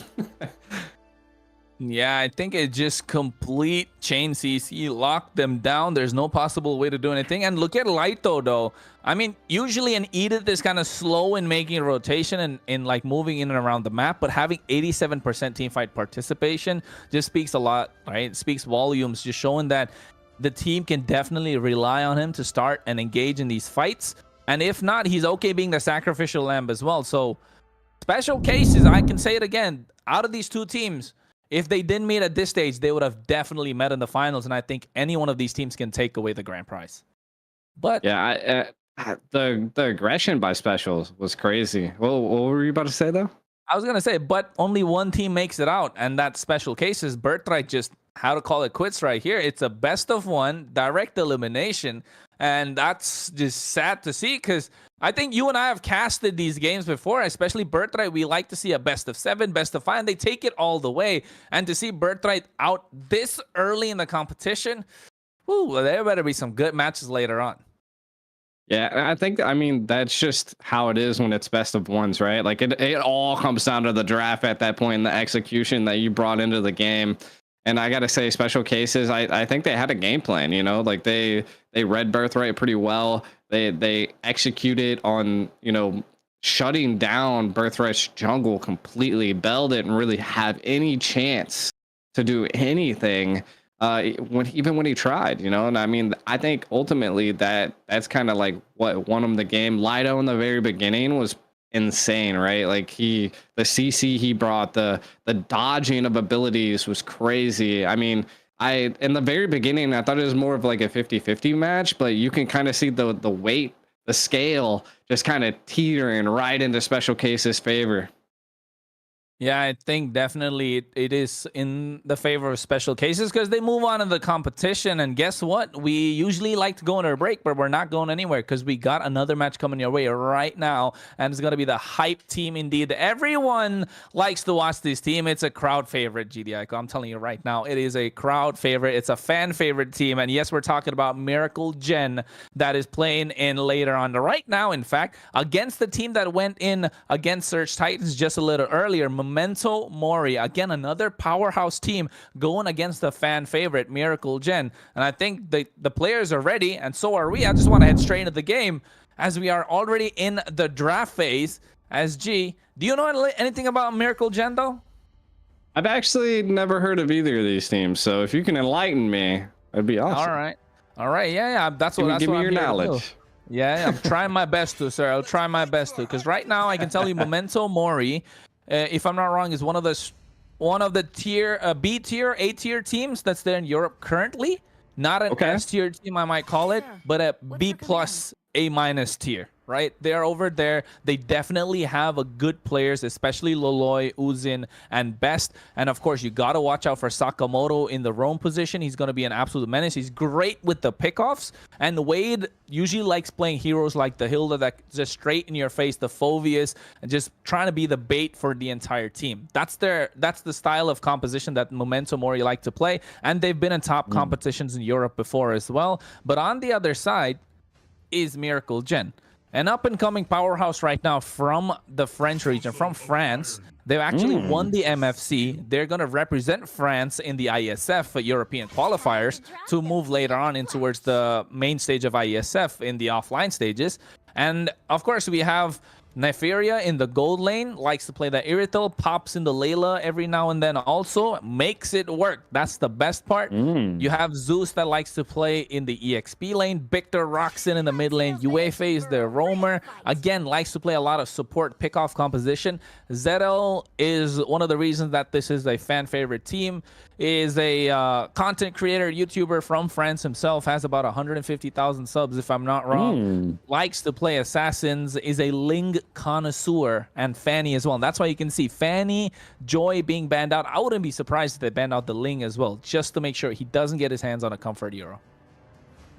Okay. I mean, that's a lot of information. Both teams, crazy enough, it's wild to see that there's a France team, right? A French. Yeah. You know? That's crazy. It's good to see. I mean, Mobile Legends is kind of reaching far and wide at this point, which is awesome to see.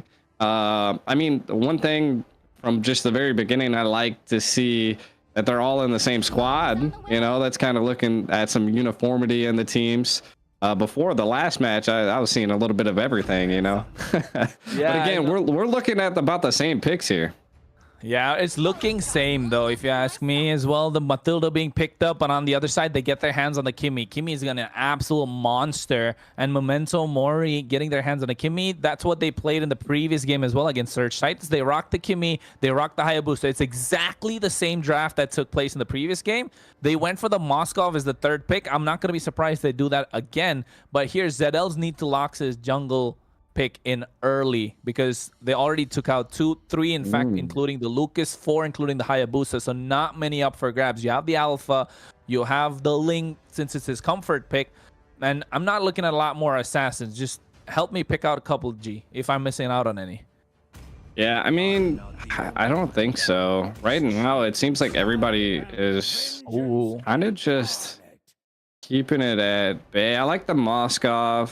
I like the Phobius because you're looking at what, 2 dashers on the side of MNTO.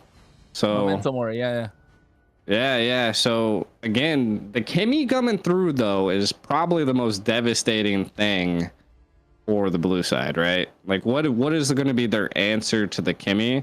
And they're going to try to do it with the Moskov. I think the Matilda is a really good play here because they're going to be able to get in there on the Kimmy, because that's the biggest problem is you can't just let a Kimmy do anything that they want to do in the back line like any other marksman.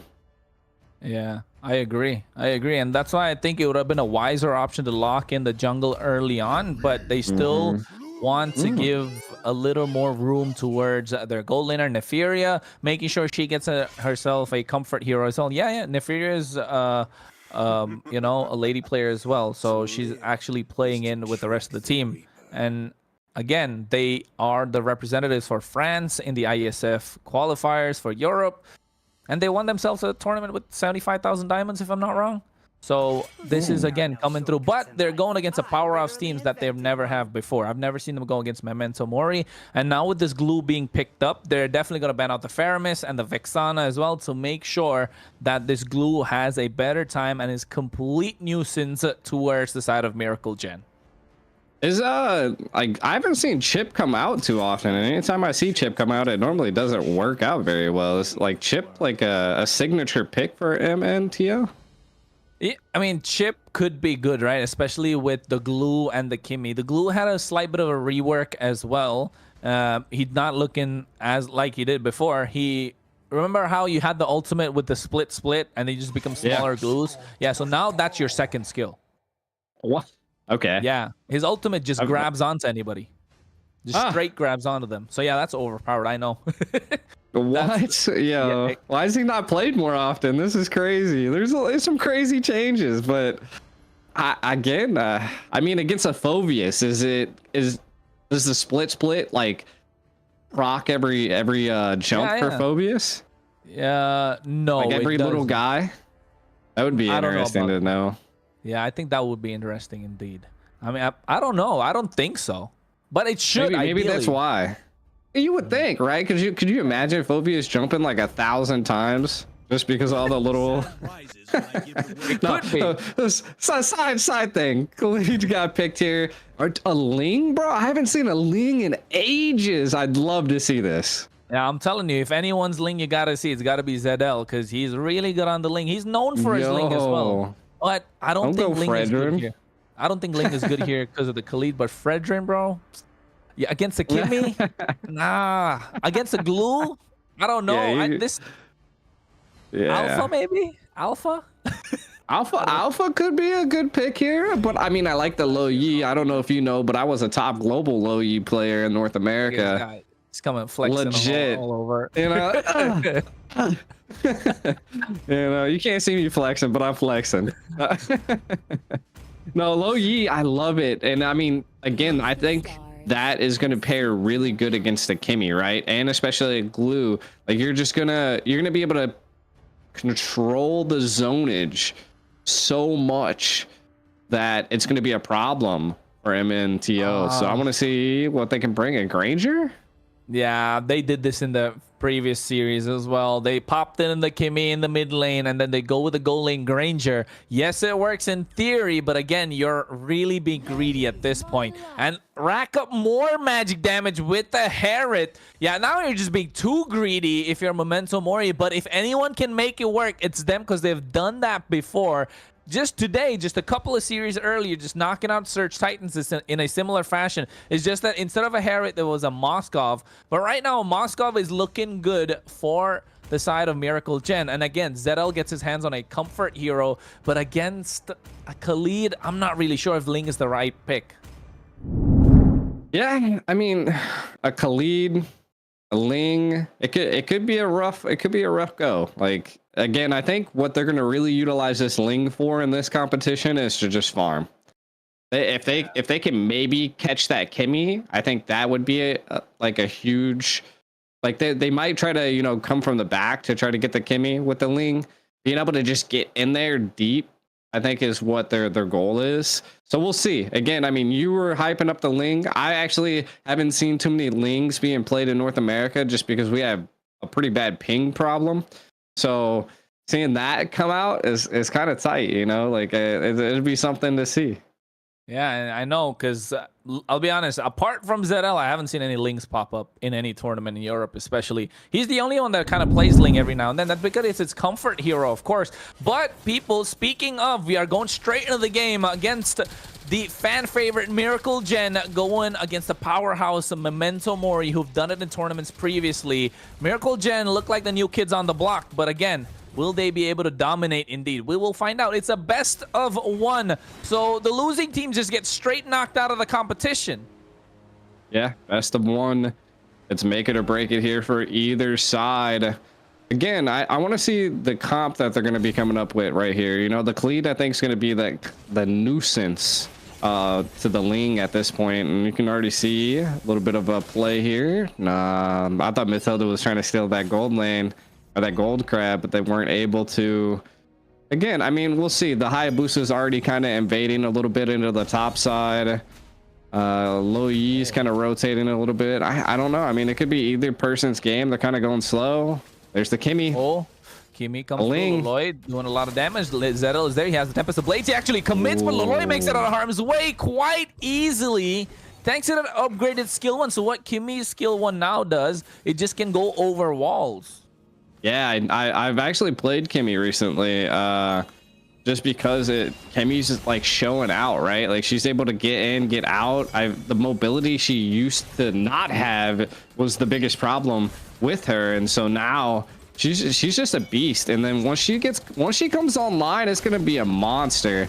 But again, I think, you know, Miracle Gen also has like insane mobility, insane team fight control with the Lo Yi.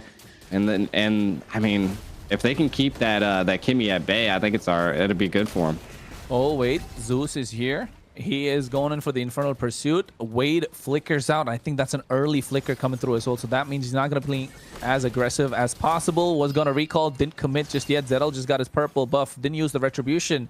So Miracle Gen looking to dominate this turtle pit, but Sakamoto's just present. But oh, I thought they were gonna go commit on towards Loloy, but you can see ZL is trying to shut the damage, goes in for the Tempest Blades as well, and Sakamoto gets knocked up, but not enough damage. And here they commit. UEFA finds a 2-man knockup, and here with diversion play coming through, first blood, UEFA goes down as they find the trade roamer for roamer, but Nefiri comes through with the SOD, and they connect on towards Loloy as they find Uzin as well. Double kill in the hands of this Ling, and now they're looking to dominate as Wade should be the next target. Nefiria gets a double as well. My God, that was almost a full team wipe there. Just for, they weren't really even fighting over an objective. They were just fighting each other. So again, 1,000 gold lead. Miracle Gen's going to be able to get the turtle here. That will put them in lead a little bit. But again, the fighting was wild.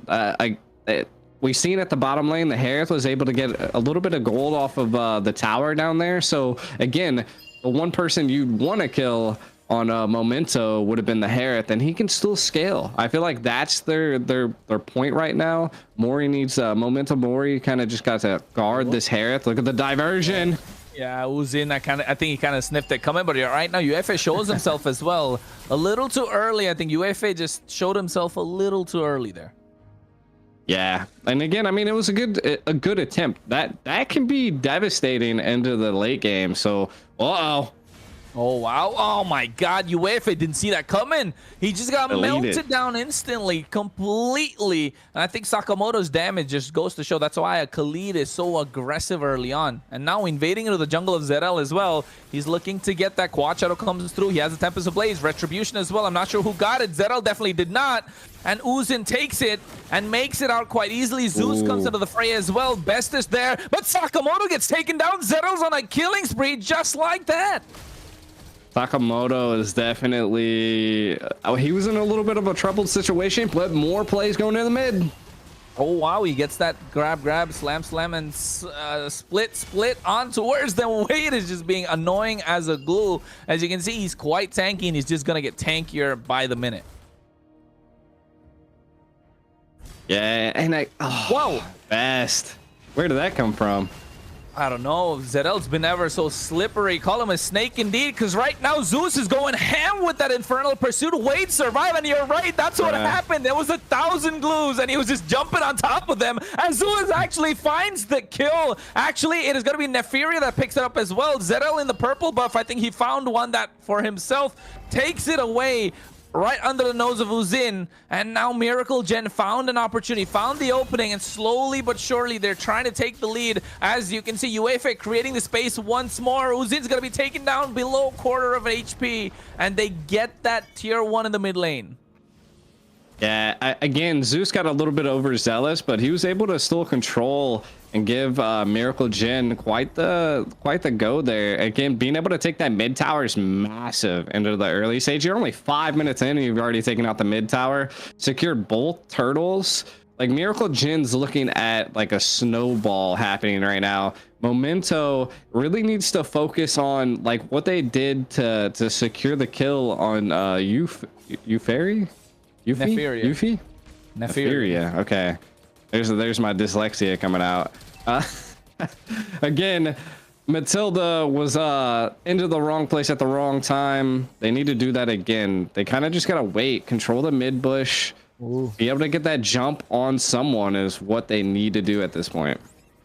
They definitely do. They need to find a jump on someone. I think Victor has been playing a big role in this as well, right? Every single team fight, he's the one to dish out a lot of damage, and Zerel just comes and picks up the pieces. But right now, Sakamoto's getting caught out, and oh my goodness, they just burst him down.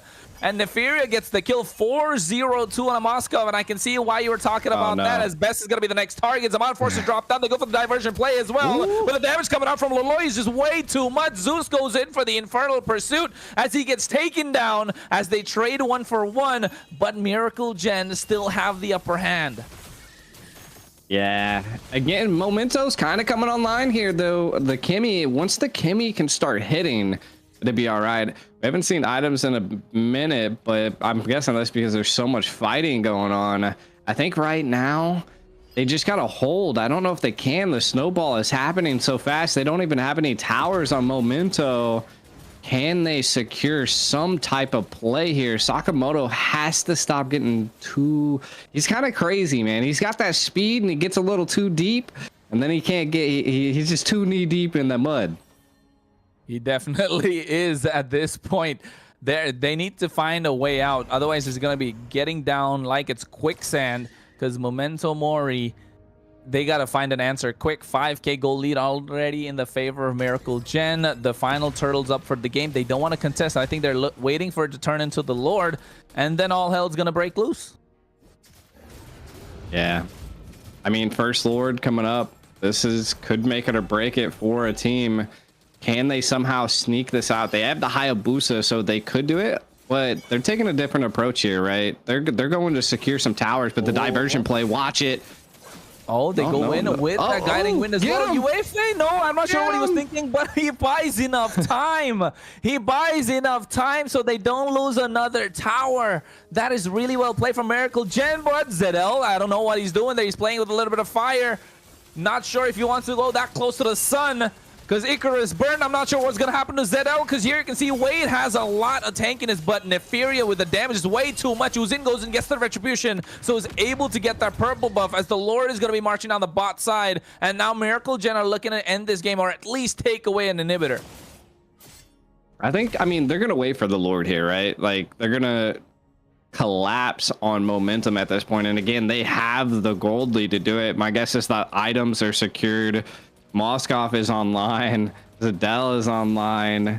I mean, Lo Yi's online. There's just so much that they can't really team fight because of the Lo Yi. Oh, you can see Uzin taking on the rope with the knockup coming through from Zeus. Buys enough time as Zero gets the kill, and now with the Tempest of Blades, he's able to dish out the damage, but the Infernal Pursuit from Zeus is just ever so annoying as they lose when he flickers out of harm's way. Buys enough time, actually able to survive as well. But the damage is done from Loloy as he's able to get the kill. They lose Uzin and Wade, and Zeus in the process. So 2 for 1 as Memento Mori are able to hang on. Yeah, and man, if they were able to secure that kill onto the Lo Yi, I think they could have hang on even more. Sakamoto! Oh no, they get the knockup with that. As you can see, the dispersion rotation combo just dishing out way too much damage, and this is what I was talking about earlier. Victor is the one dishing it out as they find the kill on towards him. Uzin with the quad shadow and Ogi shadow kill, able to assassinate that mid laner. They're still able to hold on. They actually kept all of their inhibitors as well. So again, if they can, they're stacking together at this point. Zero able to make it out. He was just so slippery. He calls himself the snake, and we can see why. I mean, he did have to utilize quite a bit to get out of there. Again, the damage from Mementos coming online. They're now utilizing this time to secure some of the jungle. And again, 45 seconds till the next Lord. I think everybody's going to have everything that they possibly can, right? They don't have too much like side lane control, which is why you can see them controlling the top lane. They're trying to bait something out, and this is what I wanted to see in the very beginning. But look at the divergent play. They're actually trying to get something as well. Both teams on the hunt, and they are, whoever goes to that right side is not gonna feel good. Yeah, I don't know. It's got to be Sakamoto first, right? Let's see what happens, because he's going to go check the bush. Oh, Wade is walking in. As you can see, emotes are being popped already. I'm not sure if it's a good idea, Wade. He walks into a 3-man bush. He gets blown to pieces. He's going to go flicker out of harm's way, but he's tanky enough to survive. Right here they come in. Zero in the back line goes in for the... Oh my God, for the Tempest of Blades, but Sakamoto flickers as well. As you can see, they buy enough time, but there it is. The damage is done. Best finds a kill. Victor is down and out, and Sakamoto is the sacrifice as Memento Mori again find a way, find an answer just before the Lord is up. I mean, this is a good answer, right? They again took out the one person that can actually control team fights. Getting rid of Victor is huge. This is the moment they need to capitalize on something here. Do they take the mid tower? Do they attempt to go for the Lord? Maybe get a pick? We'll find out. Quad Shadow came in, and now they're turning their attention in towards the Lord. Memento. They waited too long. Yeah. Yeah. Oh, a little bit of a... I don't think the diversion is going to be too much here. Again, I think they're just going to hold off. I mean, man, I felt like they should have turned that into something, but instead that they're just going to go for the long game. Again, Miracle Gen has quite the gold lead. They don't really have too much tower control here. They don't... Throughout all of that, they've only been able to get one tower in the bottom. Rough. I mean, they can hold on. You can see that their team fight is ready and raring. Can they stop this defense, Kronos? Hey, they got to find a way, and you can see the answers right there. Loloy just got himself the Holy Crystal, so he's going to do a lot more than Miracle Gen would like. Hayabusa, Uzin's just building in towards the BOD, so they definitely have the damage online right now. Best himself got that Holy Crystal, has a little bit of magic lifesteal as well. So at this point, this could be the opportunity that they're looking for. They're down by 8k gold or whatever. Well, you can see nice maximum charge. They melt down UFA, but Zero goes into the back line. Uzin and Loloy's going to be the target. He drops it down, gets himself a kill, but Best gets him back indeed. Uzin finally gets the BOD, and that means it's going to be the opening to take down Neferia. He has the quad shadow, doesn't want to connect, but you can see Victor's damage is way too much. The AoE, the burst, is something that Memento Mori cannot deal with, but they buy enough time to see themselves another Lord. I was about to say they're finally able to get a little bit of breathing room here. This is what Memento needs. If they can find something here, they're going to be aggressive. Are they going to go for the clash in mid? Oh, they're kind of just... Sakamoto's aggressive, man. Whoa, whoa, whoa. Guess who's aggressive? That's Uzin. He goes for the quad shadow. Ogi shadow killed. Sakamoto committed with the flicker as well. And now the separation is done. As you can see, Neferia takes him down. As now the rest of the back line of Memento Mori is getting dove upon. Wade buys enough time, but not enough. Only Uzin, Laloy, and Best will back out. As you can see, the diversion coming through on towards the other side as well. They have the damage dealers, but no frontline present. This is why you don't take a double marksman composition, because there is no chain CC, no crowd control to stop them. Miracle Gen are looking to end it all against Memento Mori, as right now they take the base crystal and move on to the next round. Man, I thought Memento was going to get that momentum and keep it going, but I think they got overzealous, Kronos. Like, that play by Sakamoto kind of just was a little too aggressive. My guess is that they suspected that they bought enough time to be able to last a lot longer than they would have. But again, I think you have to rely on your team at that point. And then if one falls, that's a chink in the armor. And we just seen they were like they smell blood. Yeah, I think this was a match for Miracle Gen to prove all their haters that we're not just the new kids on the block. We're here to kind of stake our claim, make our place, to tell everyone that the one of the top teams in Europe indeed, and they showed it with a not so great draft. If you ask me, they did cover their bases, but I don't think Ling was the best option. You and I both agreed to that, right, G? Mm-hmm. Yeah, I mean, Ling was a crazy pick. Yeah, it was a crazy pick, but I think it just goes to show, as a comfort pick, it has to be respected by the opposition. And Zedel had 30% of the damage done. Yes, it works against a Kimi, it works against a Herod, it works against a Hayabusa. I mean, that's a 50-50 against the Assassins, but he shows everyone that why he is such a respected Link player in the game right now. And of course, Memento Mori are no strangers to such competition. They put their heart and souls out as well. It was a great game. It would have been even better if we get to see them in a best of 3 or a best of 5, but surely, since it's a best of 1, Miracle Gen definitely had the upper hand after the first 4 minutes. Yeah, and I thought that the game was looking about 50-50. There was some solid control, and there was, again, good fights in the early stages, but I think what happened is that we just seen complete control by the blue side. Like, they just never let up, and every time they took a fight, there was it was crazy. It was always 5v5, and I didn't see that too much from Memento. Yeah, I think it's just the mobility that you spoke about earlier as well, right? The mobility of Miracle Gen just coming into play. They had the ability to move around with the Mathilda, with the Ling, and with the Moscow as well. That early fight that we saw, it was not for an objective. It was just literally a fight for control, just saying that, hey, we're not afraid to pick a fight. And that's what they did. And they weren't afraid to commit as well. Neferia just traveling from the bot side to the top side with that SOD. And I think that just gave them a lot of confidence, just confidence oozing out of the team. This goes to show that they are definitely a team to watch out for as well. So we have Special Cases and we have Miracle Gen, 2 of the top teams right now, as we'll be back after a short break with the next few games. So, ladies and gentlemen, Kronos and GD Aiko, don't go anywhere. We'll be back soon.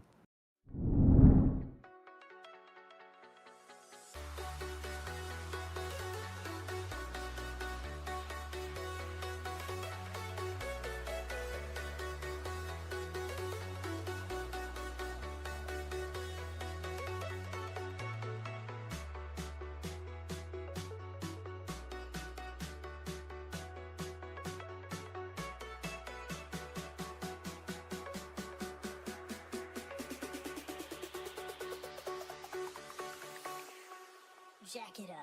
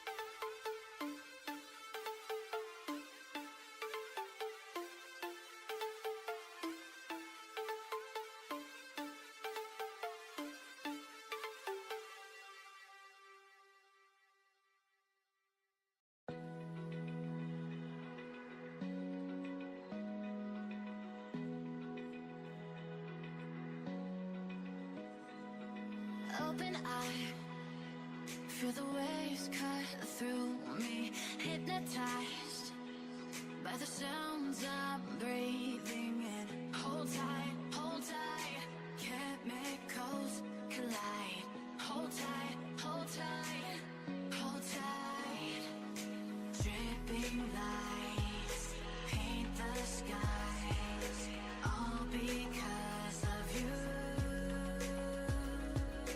Dripping lights paint the skies, only you can make me move.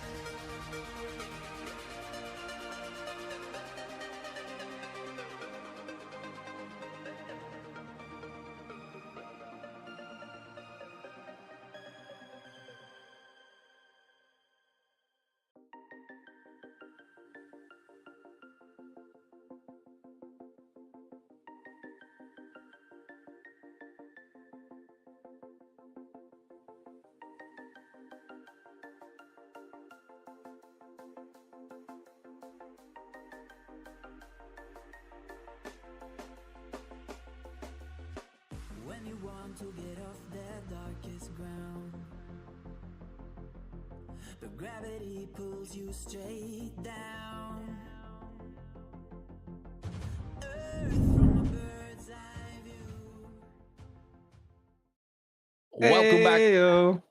Welcome back, ladies and gentlemen. Heyo indeed, because you're watching the qualifiers for the Mid-Season Cup in Europe. The European Mid-Season Cup. Yes, we like to have our own Mid-Season Cup, not the one that's happening globally, but surely if we work it out right, we might get that big slot towards the end of the year. And to bring you the competition in the semifinals, Miracle Gen versus the Rift, the casters for this one, myself, Kronos, G, the Icon, of course, the one who's not here in the camera just yet, Warren. You saw him earlier. He's just popping up slowly, so don't worry about it, guys. He's going to be here soon, but of course, G, nice time, good time to be a part of Europe.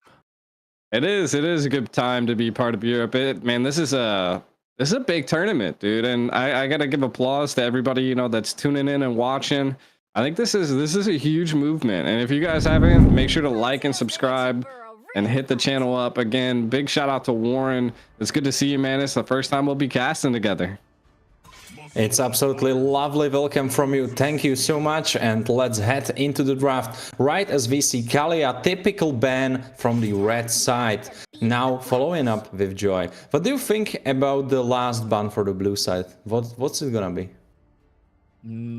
If you ask me, they got to look at taking out a Matilda at least, because, yeah, I mean, I know I've been talking off stream, but let me put it out there, guys. This is probably one of the most stacked matches we're going to see. On the blue side, of course, Miracle Gen, a fan favorite, out here to prove themselves to everyone that they can make it to the top of Europe. And I believe they have what it takes, of course. But on the red side, yes, they call themselves the Rift. These are players that come in with squads that have changed their names time and again. You got Pagu, you got Orange Bob, you got Origami, Walkie, and of course, the infamous Wicked in that gold lane. And that's why the respect ban for that Moskov, because he can literally 1v5 a team. Who said there are no shortcuts in life? I think this Wicked ban is absolutely on point. We saw him so many times carry these games. But now I'm asking, won't they just secure Granger for him and he can do the same thing again? Yeah, I mean, picking up the Matilda is insane, right? We already seen this utilized last game. And let's see if the Matilda can follow through like they did last time. And picking up the Phobius again, a great counter to the Matilda here. Kronos, we've kind of been talking behind the scene. What do you think? What do you think the red side is gonna pull out here? I don't know. I'll be honest. They like to go for a pickoff style with Pagu. He also, yeah, I was gonna say pickoff style. He gets the Cho instantly locked in. I'm pretty excited about this Cho. Always pleasure seeing Chos on stages. And now we can see it in the semifinals, in the opening map of this BO3, because we already got to those BO3s. Pretty important stuff. Now, after the first game, you are not falling out. You can still save it. You can still clutch it and end up going through.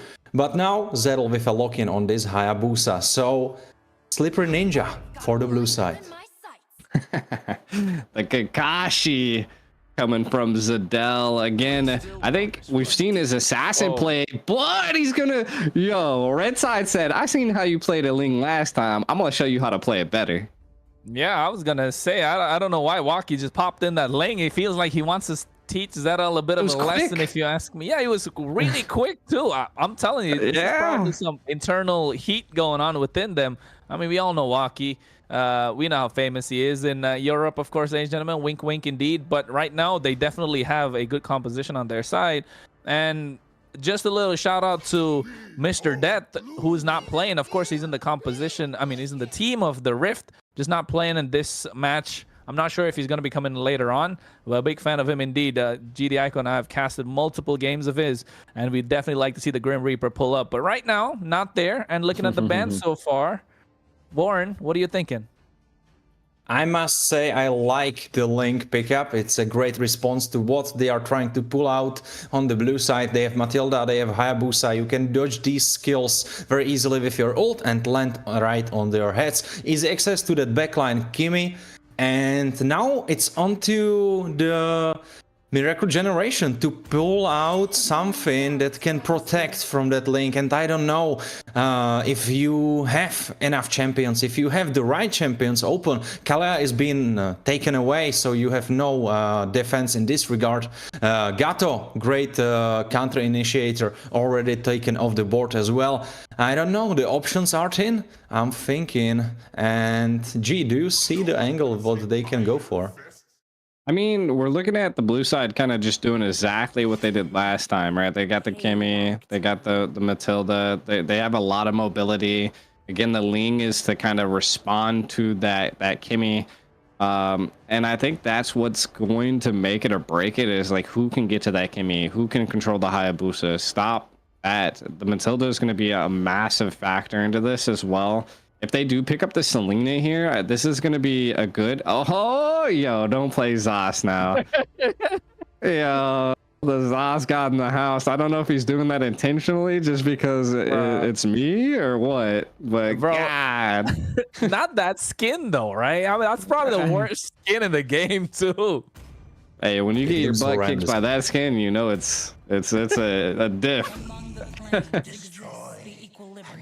Yeah, Ivy looking pretty much more solid than Zask. I would be surprised. We had only one Zask in the whole Search European tournament, and it was from one Czech team. They were pretty infamous with their Zask, to their credit, but I wouldn't expect it here. Hilda, on the other hand, is something that I can see working out pretty well. Yeah, Ooh. I think this Hilda's looking nice. Selena? Yeah. I mean, I think they'd pick Selena just so that the other team wouldn't have it. Selena's a really good go to counter Yve, right? Because you'll be able to hit the abyssal arrows into her, like, you know, the real world manipulation, and it'll stop it, right? So that'll force the control.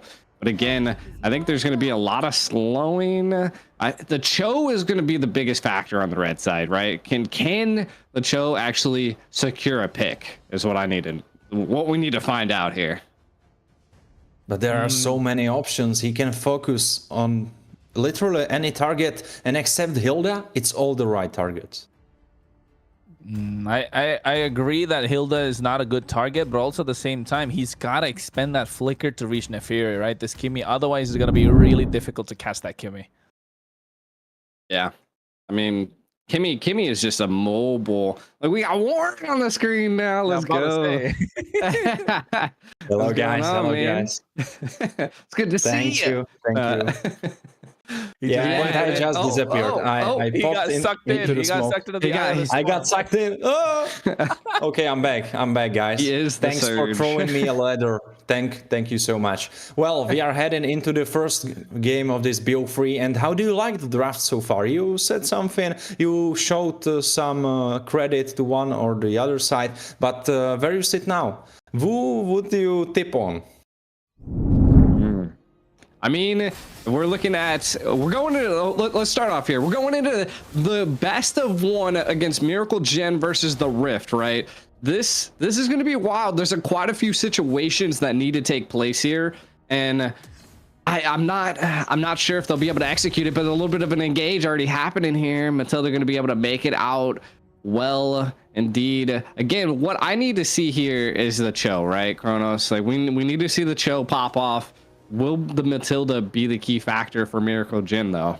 Hey, I'll be honest. I know Pagu is going to pop off. Pagu's done it all. He's been in the world stage. He's been in the mid-season cup, and that we're talking about the one in the EWC. So he's a veteran. He's an experienced player. And if you ask me, if there's anyone if I trusted the Cho right now in Europe, it's definitely Pagu. So he's going to pop off. As you can see, he's already put on the pressure on towards Zero. Milwaukee comes in level 3. Not really sure if that's the right move. And you can see UEFA goes on towards him. Quad Shadow connects. He can go for the Yogi Shadow Kill. He commits a little too early. And Pagu might be first blood indeed, as Victor gets that for the side of Miracle Gen. He sank a little too deep. Ooh, stole that crab too. Yeah. Go ahead, Warden. Yeah, sure. We should just remind everyone that it can be confused very easily, because even Aiko got confused. But just for clarification, we have BO3 right now, so no BO1s. That's important to keep in mind. So teams have a little bit more space to play around. But right now it looks like Miracle Generation were able to play with this space a little bit more, a little bit better, and now spawn into the first turtle of this map. And I mean, a fight's gonna probably brawl out here. UFA taken down low. Purify already pops, so that's not good news for Miracle Gen. They have to concede the turtle, but Zeus goes in. I'm not really sure if that's the right play. Walkie taken down low. He's quite low for a jungler in the turtle pit, but backed up by his team. So that's good news for the Rift, but Miracle Gen still have 2 kills. Yeah, and again, Miracle Gen leading with 2 kills is huge. 1.2k gold lead at this point. Massive. They're looking and they're probing for the Selena picks, but again, Victor was actually, I feel like, one of the key factors into it, you know, paired with Zadel. I think the Rift is having a little bit of an issue here on trying to find where they can grab something, but Circling Eagle, they commit. Wicked has to go off, and I don't really see Wicked playing defensive much, but right now Miracle Gen putting Wicked on the back foot. We haven't even spoken about Wicked just yet, so he's going to pop off soon enough, Warren. But right now, you can see Zeus is going to be the target. They go into the Infernal Pursuit. Orange Ball buying enough time, and Zeus has to pop that Revitalize to survive. But Origami drops down the square, and that's going to be the RWM pick up the kill. But here pops Wicked. He finds Neferia, and right now, Zero's in the thick of it, but still Wicked survives. UFA wants to commit, has the Guiding Wind as well, but doesn't understand that he might be playing with fire. Wicked goes down nonetheless, and Pagu right now looking for a play. No way of the dragon, but guess what? Walkie finds his own as Origami goes down in the mid lane to the hands of Victor. Warren, what a team fight extended. It was absolutely wild, and Wicked was able to finally show us his wicked skills on her read. And that's something that we should be looking out for, because it's something that will be happening much more often later into the game, just when he will be hitting his power spikes. Right now he is moving towards his first item. He is a little bit closer to it than he was some minutes ago, but right now Harit is nowhere to be as strong as he can be in the later stages of the game. So he will be now resting on the right side, on the left side of the map, during which Volky almost got caught up. Oh, Bissell arrow. I thought it was going to connect. Pagu is looking for the snipe, isn't he? He's looking to take someone down in the back line. He's moving in like a snake, and right now you can see UEFA just trying to fight for river control, G, and they're not finding it. Yeah, no, I think that big fight's going to possibly happen here, though. The turtle, are they going to give it, though? I don't know. Oh no, UEFA goes for the Circling Eagle right now. You can see at the same time, Wicked gets caught up, but there's Zadel. They force something out of him, but Walkie with the Tempest of Blades is able to make it out, and Zeus in the back line on towards Wicked. Zaman forces drop down, but Victor flickers forward, gets himself a killing spree, and makes it out alive as well. But meanwhile, Orange Bob's going to be the target. Zeus gets the kill, and now Origami is to fall as well. 3 down in the hands of Miracle Gen. The Rift are not looking like themselves. Are they rusty? Ooh. I think so. I mean, what we're seeing here is Victor is just popping off at the Selena. A little bit of a shadow strike coming in. Zeus securing the kill there. Again, I'm not sure what's kind of going on with the Rift, but they're falling through the Rift. I'll tell you that.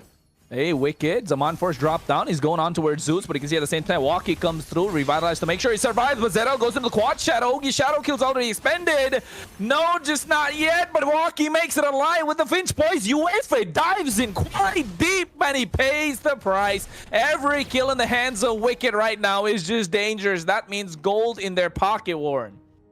Rift needs to slow this game down so quickly as humanly possible, because right now it's slipping from their hands, and 5,000 gold difference at 6 minutes is pretty big to build up your items, to get stronger than your opponents, and to not let Harit scale. He's 2, 3, and 1, and he needs to slow this game down the most from anyone else on the Rift. Yeah, and I mean, the Rift, again, I like what you said, Warren, is that they really just have to slow down. We can Kind of look at some of the differences here, right? The Ling's not been able to scale up. Oh, Second Eagle committed, and you can see Orange Bob's been the target ever so lightly. He just gets bursted down. He's not having a good game, this Phobius, but Pagul finds the pickup, but it's not the right target. Zeus is the one that's there, but the shutdown in the hands of Wicked. RWM's dropped down, Tempest of Blades goes up, Walkie trying to shut the damage. He finds UEFA indeed with a Finch Poise, dives into the back line, but he's too squishy as ZL finds the pick and now goes in with a quad shadow. No Ogi shadow kill, just showing that he can come in and pick off that back line. So far, if you ask me, G, Wicked is not looking like himself. He needs a little more breathing room. Yeah, I mean, that goes to show you got the Harith, right? Like, you're able to dip, dodge around, but most of the team of Miracle Gen is there to be aggressive, to chase you down, to hold you down. And I mean, they've absolutely done that. Miracle Gen, again, securing one of the turtles. That's 2 turtles versus the 1 for the Rift. I'm actually surprised Rift got one of them, but they're still holding on strong. I think they're going to lose this bottom tower. The First Lord, Warren, I think is going to be a key point of battle here for both sides. It will definitely be the right moment to maybe seize the lead of the game back into your hands, or maybe to play a cross map, try to scale up a little bit more, but of course with the Lord on the map, Link in trouble, getting one shot by Victor. I'm not sure what he was thinking right there. Not really something, not a position he should have been in. If you take a look at the map at that point, I don't know what he was thinking. Walkie was just walking around, I guess. Oh, to his Quad name. Shadow. Quad Shadow goes in. Pagul finds the pick off. RWM's dropped down. All hell breaks loose, and Wicked is the one who dishes out the damage. He's dancing around like the Herod should find 1 kill. Now looking for the second. As Zeus is in the thick of it, he gets taken down. Pagul's the first one to fall. And with Yogi's shadow kill, ZL finds the back line. He's on a killing spree, finds 2, and now Walkie between a rock and a hard place. No Finch Poise. Victor is chasing him down as he's still able to survive. It's not looking good for the Rift. Miracle Gen are dominating and now have about 7k gold lead in their favor, G. And look at the Selena. Victor just going crazy aggressive. The Faria.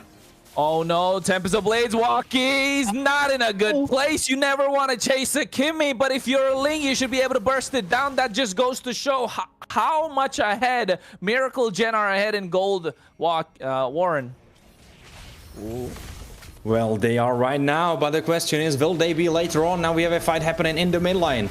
Yeah, you can see they get the shutdown on towards Zero. Thanks to the nice pickoff coming in from Pagul, they find their footing again. These are a team filled with pros from the European region. You do not want to risk it at all when you're going against the top dogs, as the Rift just need one good team fight and they can turn it around, and that's what they're looking at right now. No ZL means no retribution for the Lord, and Wicked drops down the Zaman Force, but you can see at the same time Orange Bob trying to create the space, goes in with the Infernal Pursuit, but meanwhile the back line, Pagul zoning away Neferia. Origami taking down Loco. Zeus is chasing them. The retribution didn't work out, but guess what? Orange Bob still got the Lord. Double kill in the hands of Zeus. They get the Lord, but they pay the price. They lose 3, they lose 4. Pagul's the only one left standing and now gets a trap on towards him, and seems like the rest of Miracle Gen want to hunt him down as Victor and Zeus are going for the chase. He gets in the way of the dragon, but still makes it out alive. No, I spoke too soon.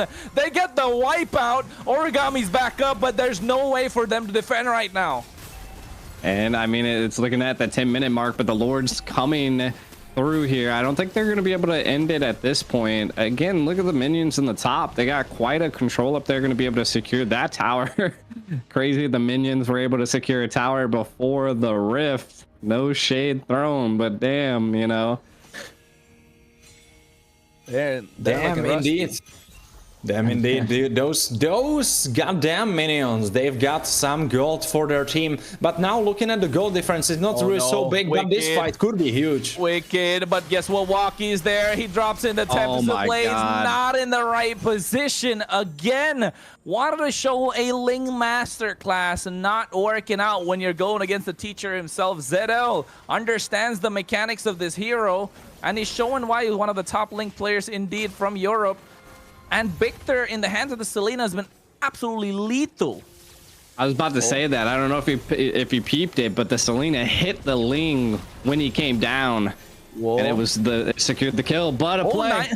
Nice RWM drop down, but they're using the guiding wind to make it out alive, and at the same time you can see the Way of Dragon commits, and there's the messy fight breaking loose, but Victor gets shut down finally, and Nefaria takes the trade. So 1-for-1, but Walkie again in the back line, not catching anyone, just being taken down, and Miracle Gen are capitalizing off of the mistakes of the Rift. And you can see the Ogi Shadow Kill doing too much damage. Wicked drops down the Zaman Force. He's able to survive, and I'm not sure how he did that, but right now it's not looking good for the Rift because Miracle Gen are just one tower away from taking the base crystal. It was so important that Pagushek jumped in next to Wicked, so he was taking some of the damage from Hayabusa. Because if he didn't do so, then this could have been the end of the Rift for the first game, and Miracle Generation would be now here celebrating win of the first map. But now, here we are, 30 seconds for the Lord, and Aiko, how do you want the Rift come back into this? I mean, they're just going to have to keep holding on at this point. The real world manipulation is going to be their key for defense, right? The Ling can really do split plays, but he has to watch out for Victor. I feel like that's the biggest problem right now for Walkie, is that he's just not able to excel at a Ling because he's just getting shut down left and right. He doesn't have enough farm, so he really needs to farm. That is what the Ling can do at this point. So we'll see. The next Lord is going to be a massive push for the side of Miracle Gen, though. Ooh, You're absolutely right. The next Lord, but the next fight could be super big. They get that burst down. Pagu's down and out, so there's no way for a pickoff. Origami drops down the RWM just to create the space, but look at Wicked. He's just showing the damage. The Fear taken down. That's a double kill in his hands, and right now, finally, Wicked is online as he gets the big kill on towards Nefaria, and now the Rift have some breathing room. All thanks to the sacrifice by Pagu and Orange Bob the entire time, but the Lord is still marching down the mid lane. ZL can still pick off Wicked, and Walkie needs to cut these waves quick. And he needs to do very quick, and maybe cutting down Zedel in the process. Zedel is able to run away in the last moment, but here is Walkie alone, but at least making time for his team to defend the base. Yeah, I don't know if they're going to be able to defend it. Again, they do have the real world manipulation, and you can see the minions barreling down. Again, I think the only thing the Rift really has is that real world manipulation. If they can keep Origami alive, I think it's okay. Like they'll be able to go the long haul, and they've already taken one Lord from Miracle Gen, so I think they could do it again. And the longer that the game goes, the less the Hilda is going to be effective against them. Oh my god, just feels like an absolute disaster for Pagu. He's not having a good game. He gets burst down every single time he wants to initiate as he gets taken down there again, but you can see Victor finds the arrow on towards Origami, and that's the one in the back line. And right now, Walkie goes for the Tempest of Blades, but not enough damage. As you can see, Wicked has dropped down the Zaman Force, Winter Crown as well, but guess what? The rest of Miracle Gen are locking in as they're trying to take the game away from the noses of the Rift, as the base crystal is going to be the target, and Miracle Gen, a dominant display against the former champs from Europe. This was absolutely wild. This was absolutely wild, guys. This opener, where you were hyping the other team up so much, even behind the curtains, which our viewers didn't catch, but they at least got a glimpse of it during the draft. And now, Miracle Generation coming in, throwing them on the floor and kicking their breath out of them. God damn, that was a great showing. Yeah. I think what it attributed to here is that the Cho, right? Like he was kind of the tank in this situation, but they just had such an aggressive comp by Miracle Gen, and they didn't let up. And we've seen this in previous games. Like they got warmed up. I'm not sure if the Rift was warmed up, but it was looking a little bit rough for them. Again, we can kind of look at some of the stats here. Walkie was having such a hard time on this lean Kronos. Well, I'm not sure if Walkie really intended on picking the Ling as his comfort pick, but for sure he didn't have a good time because of, like you mentioned earlier as well in the game, Victor's traps were just everywhere, and Ling needs that late game power spike, at least mid to late game, or at least need some early game kills. And Origami, yes, you have a lot of control, but who is diving alongside Walkie, right? You need Orange Bob to dive with Walkie to create a distraction, be the bait so that he can just clean up. But Orange Bob was just getting picked off every single time, especially UEFA was looking to dive on towards him and Pagu. And I think the plan for Miracle Gen was just melt down the front line. The back line can't really do anything. And once they reached that point where they had the damage, the Rift just didn't have an answer. They just weren't able to scale out into the late game. We saw a glimpse of what Wicked can do on this Harit. We saw it in one fight where he performed so well. He survived. He killed, I believe, 2 members of the opposing team, and he came out with his life. And in that second fight, I thought this is exactly the same thing that's going to happen. But in the end, he was caught out just in front of the base. And I believe in that moment, if he had like 1000 more health or something like that, it might have been a different story. But different story it could be in the second map as we hop right into the draft. And I'm asking you, Aiko, what do you think will be the changes in the ban phase? I mean, I don't think the ban phase was the issue here, and I don't know if there will be any changes, to be honest. I think they'll still do about the same, which is, you know, they're always banning the Fanny, they're always banning, I mean, to be honest, they could possibly be banning the Matilda this time around, because it was devastating for the Rift.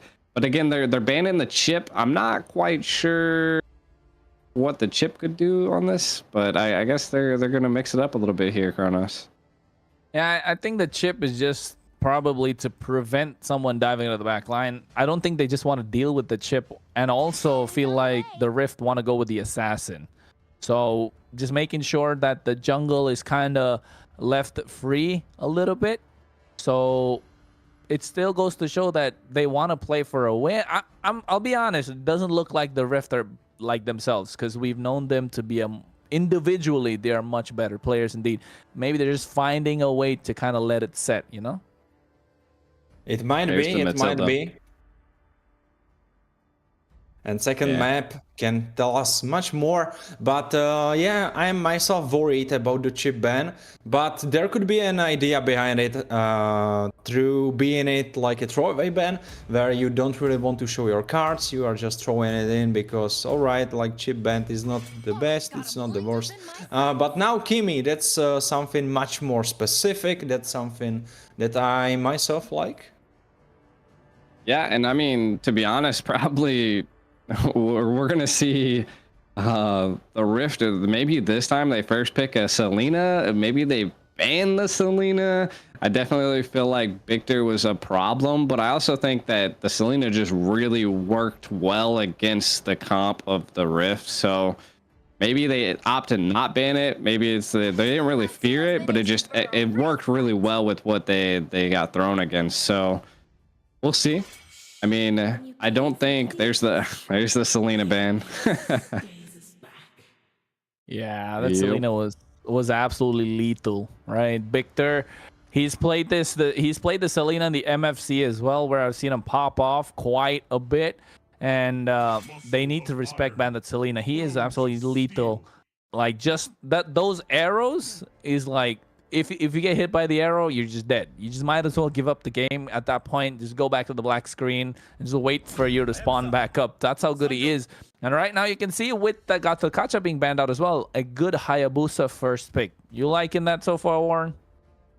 I mean, I like it because it's taken one hero from the roster of the opposing team. They had Hayabusa in that last map, correct me if I'm wrong, and it has been very strong pickup. Link had no ways to deal with him, even though we were speaking about how Link can dodge his ultimate through his own. He can dodge out the damage, but in reality it really didn't work. Hayabusa was running on the map and he was doing anything he wanted to do.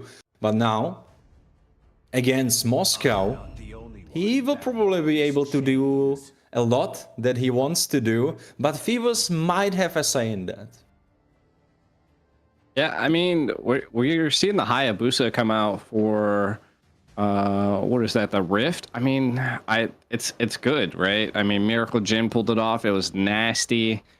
Maybe they'll be able to pull it off this time around. I don't feel like, you know, the Ling was what we wanted to see. Walkie kind of struggled with that, so it's good to see a little bit of a different approach here. we're not playing the same game, right? Like we're Zeus has been insane on this EXP, so swapping from a Hilda to a Phobius, is that the right play? Also right into a Lucas and a Valentina here, Kronos. I like the Valentina. I like the Lucas. A lot of space being created. Enough pressure has been applied already from the side of the Rift with their picks, and they have someone to dive into the back line. And if you consider that game number 1 kind of a warm up for the Rift, their fingers should be warm enough. Their engine should be up and running right now to try and take down Miracle Gen. But at the same time, Miracle Gen also have their engines warmed up, and they're coming in hot. Especially with Zeus on his comfort pick on this Phobius again. If you're another comfort pick with this Moskov, and a lot of you don't know about UEFA, but that Badang is his most picked hero throughout the Mobile France Championship where they won. So these are just pure comfort picks coming in, which actually fit in the current meta for Miracle Gen as well. And the first phase of the draft, both teams have cooked so far. Warren, second phase, you think they're going to cook again? I think they will be cooking, because Cho, even though he didn't perform very well, is being banned out. Now Link, being the response ban from the side of Rift, they wouldn't definitely be going for him, but now they can take him away from their opponents, because as far as they see it, it's a reasonable answer into Hayabusa, even though it didn't work out for them. Johan will be the second ban for the red side, and now we are looking at the last ban for the blue side. And I must say, before I give word to Aiko and he can give us his opinion about the second draft phase, the Valentina with Lucas, I quite like it. It was pretty smart. Yeah, I kind of want to see what they're gonna try to give to the Valentina, though. You know, like, I mean, there's not much from the side of Miracle Gen for the Valentina to steal right now at this point, right? But we are seeing that the Rift does need their roam and their gold at this point, and they're going to get some Moskov. Moskov is kind of tough to deal with, and I think, what is the Harith still open? Maybe they'll try to pull out another Harith. The Harith kind of didn't do too well last time, but I think it's because Wicked just wasn't able to pop off. Victor's kind of up on the chopping block right now to pick a hero. What mage do they go for here? Vexana, it looks good, but I was gonna say Joy is what the Rift wanted Miracle Gen to pick up, because if you could take a look at the bans, they clearly picked up the Hayabusa, they banned out the Ling, they banned out the Fanny. Yes, Lucas is already picked up as well. The only thing that's kind of left open is the Joy, the Martis, the Alpha. And to be honest, Martis doesn't even count because he's not that great. And the Joy is completely countered by this Hayabusa. So that's like a big trap set up by the Rift. And Zeta walked right into it. But hey, we've seen him walk right into traps before with that Ling and still come out alive. So with the Joy, I don't see why he can't do it. But Wicked gets his hands on the Irithel, which is neat because you still win the lane against the Moskov. You move around, you're able to kite the Joy. And same thing with the Phobius. But Pagu here rocking the old reliable, the Tigreal. I think this is a really good draft coming out from the Rift so that they can catch Zetal off guard, just completely nullifying the threat. I absolutely love the way they thought about it, because they were hovering Hylos for a little bit, and except that Joy, it would work pretty well into the opposing team. But with that Joy, you have to rethink your whole draft, and you have to think twice before looking at Hylos. He wouldn't really be working much into the side of Joy, and he wouldn't be able to catch her and do anything to her at all in these fights. So I like the Tigreal, even though he has to be quick on his buttons to be able to catch her off guard. You ain't kidding. There's quite the team comp over here from Miracle Gen, though. Yeah, I know. Caught you off guard. He caught you off guard. Like a Belair? Yeah, I mean, he did receive a nice buff, to be honest. I was scratching my head a little bit just off screen when I saw that Valier pick. He has been, he has been buffed a little bit, indeed. And he does have the immunity from Implosion when he pops his ultimate. Yes, he can push them back as well. But again, he's going to excel in extended team fights. And I think that's what the side of Miracle Gen want to do. They're not very ultimate reliant compared to the side of the Rift. So it works out to their plan. It just comes down to execution now. It's definitely up to the execution. And with Valier, it's all in your hands. You cannot fail those skill shots, because if you do, the whole set of your champion is thrown in the garbage bin. And now it's in the hands of Victor. It is, but we're going to be getting into match point here. Miracle Gen versus the Rift. Is it the last, the last stand for the Rift, or is this Miracle Gen just going crazy here, Kronos? Hey, I'm not gonna lie. Miracle Gen are gonna be new favorites. Indeed, they're a fan favorite already. They got big names in there, but also when it comes to some of the top players, I still get news that, hey, they still got to prove themselves, and what a better stage to do it against Waki, Wicked, Pagu, Origami, Orange Bob. I think Orange Bob's a different name, but oh my god, they get a nice knockup coming through as well. You can see Pagu just putting in work. Uefe just doing the damage as well. Origami, this is the power of the Wali, right? Excels in extended team fights, Warren. He does, and he showed us right now, but Uefe has to flicker out. But even flicker won't save him from Pagu and the rest. Volky throwing that kill in with his Hayabusa and already enabling himself for a little head start. I want to say something here, and this, I'm a little rusty, but dang's the Rome, bro. What is going on here? It's been the new meta, bro. It's been like that for about 2.5, 3 months now. But oh wait, it's looking like Zeus is just playing with a little bit of fire. Doesn't have the Infernal Pursuit, so not at the good time. But you can see Zedel right now gets caught out with Pagu going in for the Sacred Hammer. Turtles up, both the junglers level 4, not hitting that level 5 that you usually like to see. But seems like Zedel wants to get there. Electrifying beats to make sure he gets the jungle clear as well. So both these teams taking position soon for the Turtle. There's going to be a big fight coming later on, Warren. There will be a fight happening pretty soon, because the first Turtle always shows who wants to fight and who doesn't want to. And so far it looks like Miracle Gen want to fight. Yeah, you can see right now Zeus goes and has the Infernal Pursuit as well. Good quad shadow coming through from Walkie, just able to make it out. He can't dive in, but Zeus buys so much time. Origami taken down low, but here unleashing the beast. Orange Bob doesn't have the damage. Zeus just surviving ever so much, and right now with the flash step flash combo, he's not able to do much. Goes for the shockwave blast as well, but Walkie got the turtle, but paid the price with his life as Zedel is able to get an assist and a kill in the hands of Victor, and they make it out alive. Right now Pagu goes for the implosion on towards Zeus, but he's buying so much time. He's so tanky, and Origami gets the kill. Yeah, and we can kind of see Zedel kind of looking at the bottom back. Victor, crazy aggressive. Do they go in? Yes, they do. Uefe. Oh, Walkie was so quick with it. With the Ogi shadow kill, he finally is online. And we can see shades of Walkie that we've seen before come to life right now in this game. Yo, how did Wicked get out of there, bro? That was so close. Victor! Oh my god, Victor just bites the dust. A good play coming in from Origami as well. Zedel tried to go in after, but they weren't low enough. And I think this point, you can see the Rift are trying to close down on towards Neferi. Uefe hears the call, comes to save his gold laner, but it's going to be a 4v2. He doesn't have the fist break, doesn't have the fist crack. No flicker as well. And now Pagu goes for the Sacred Hammer. Implosion play is there. Wicked has the damage, but he finds it right on time. The fist break, fist crack combo. And now you can see unleashing the beast doesn't help because Neferia has the SOD, has the damage to get the kill as Orange Bob loses life, and Walkie as well pays the price.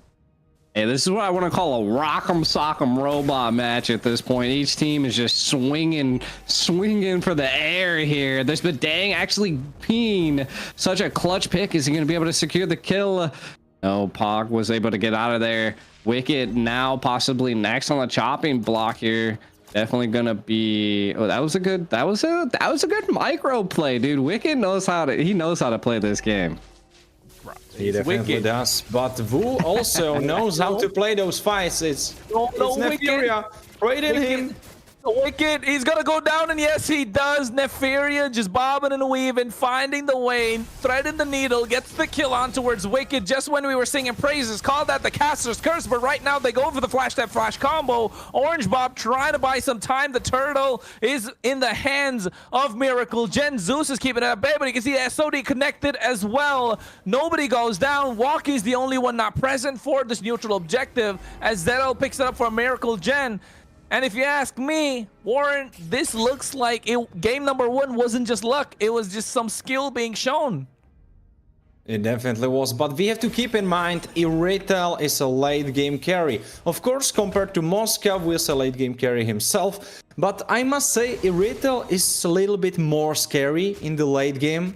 Because her kit works so well in those late game teamfights, where it's drawn out, where you can run around, shoot a lot, use your range to your advantage. I believe Moscow falls off a little bit during that super late stages of the game. But Wu is also trying to draw some attention to himself. Is Zeus, who is now you can see he's in surviving. 1v4. He's surviving. He's surviving. Infernal Pursuit, he flickers. He almost takes down Walkie. Oh my goodness, the power of this Phoveus. A comfort pick in the hands of Zeus is absolutely disastrous right now. SOD connecting as well. UAFA finds a target. Zero goes in. Electrifying beat. Will he find the kill? They find one. Origami's down and out. And now they're looking for Orange Bob. But Walkie with a quad shadow connected on towards Zero. They will have to disperse. And seems like the Rift are backed into a corner. And Miracle Gen just have answers every single time. Yeah, I mean, again, well, Whoa, Victor, my God. He said, dude, he gets out of there every time, you know. I thought the shadows were just gonna strike him down, but he just lived through it. Again, both these sides are crazy, right? Miracle Gen still leading, the like tipping the scales in their favor, but it's still 5-6, right? So you're seeing the Rift not giving up without a fight. They're coming in, and they're again last stand. What? Walkie, what happened to him in the top lane? You get outplayed. That's what happens to you when you try to make plays for yourself against Miracle Generation. It looks like we will be taking, I believe, third turtle of this game for themselves. Yeah, I think so. Should be, because they already got 2 in their favor. And now, now they got, oh my God, Orange Bob just got deleted. I don't know what happened on the bot side. It was a 2v1. Right now, Walkie walks in. And he's able to get, no, he's not, yeah, he's able to get that orange buff as Zedel and the rest of Miracle Gen are looking to take this game slowly as they have the goal lead as well, Warren. These games, when they are played like this, when opposing team is just ahead of you at every stage of the game, and now you have to fight them. Yeah, Ogi Shadow Kill comes out, but at the same time, Walkie's not having enough damage. Nice terrifying, go finds the implosion, gets 2, and right now the flash combo, you can see the damage being dashed out, but Zedel is just way too ahead. The electrifying beats are doing too much. He finds a triple. Yes. Give him that maniac already, because Walkie right now walks straight into the SOD as Nefaria travels halfway across the map and gets the kill for Miracle Gen. Double the kill score from the Rift, and now with about 6k goal lead in their favor, seems like Miracle Gen are cooking, and it smells really good, G. Yo, wasn't it Orange talking trash behind the scenes? Yeah, who was that talking trash? Yo, Miracle Gen. I don't know who lit the fire under these guys, but they have brought their A game. This is crazy. The Moskov is just going nuts, right? The spears are just raining down on the Rift and catching them off guard. And not only that, Zedel is just a monster at this point. You give him any jungle that's an assassin, quick in, out, and he's there. I mean, right now we are at barbecue, but the stake is players of the Rift, because Miracle Generation are cooking and they are not stopping. And it looks like that we will be having second row of those stakes when this jump on the bush will happen. I mean, look at the level difference, right? ZL is 14. Walkie just hit 11. ZL wanted he could just pop in that level 15 at a single point, but now they're rushing the Lord.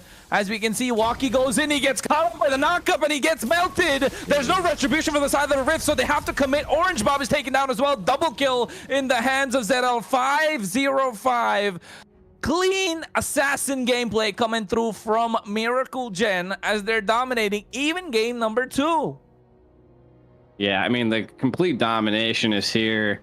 The Rift, right? If I had to give them a scenario, the only thing that I could possibly see here is if Wicked is coming online and we see an implosion by Pag, but that's not going to happen because they just put him in the grave. Lord barreling down, and the Rift does not have the roam. This is going to be rough for him. Oh, ZL goes a little too aggressive, but he gets shut down finally. That's the play that they were looking for. Wicked finds the answer, but the Infernal Pursuit, a nice play from UEFA with a flicker fist break. As now they find the opening, they lose Pagu, but he's going to be back up soon. So no Zeus, no ZL. That means good breathing room for the Rift, but this is deja vu to game number 1, Warren. And also the shutdown went to Wicked, so even more room to praise them. Oh, wow. Or praise him right now if he wants to try to fight his son.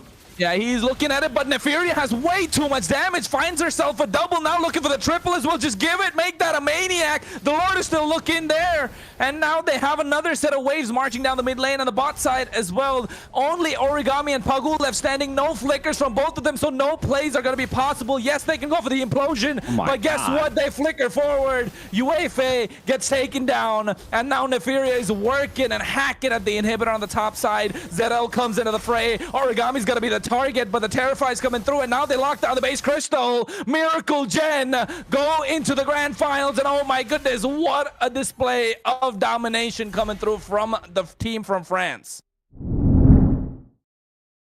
Yeesh.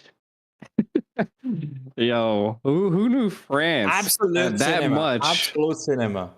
Yeah, dude, like they went nuts. I mean, I think you got to give it up to Neferia and Zadel, right? Like Neferia was just going crazy in that gold lane. There might be a new reign happening here, you know, like the gold lane at Moscow and the joy was crazy. I think even, to be honest, like a Fanny was left open too. So Zadel had a lot of options at this point, and he excelled. Neferia just going insane with any gold lane put into his hands or her hands. I'm not even sure.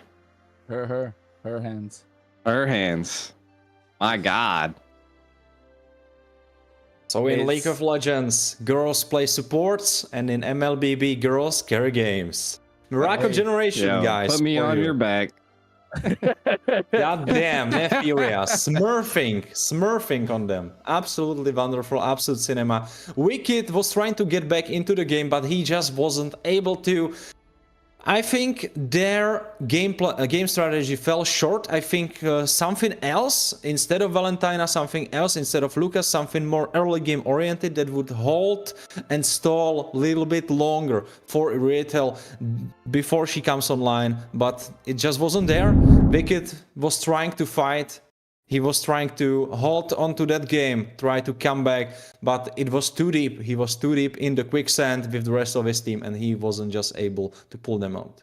Yeah, because you could see, right, Wicked was trying to fight back. There were glimmers and moments of hope, again, like game number 1, where you know Wicked, if he pops off, he can just carry the team on his back. He's done it multiple times, but I feel like, hey, this time the weight was a little too much for him to bear on himself. And of course, Pagu tried his best also, but the Valir just never worked out with him. He found the implosions. There was not enough backup present for him to dish out the damage. Walkie this time had a better game compared to the first one, but again, it's not the best that we've seen from him from the past, at least.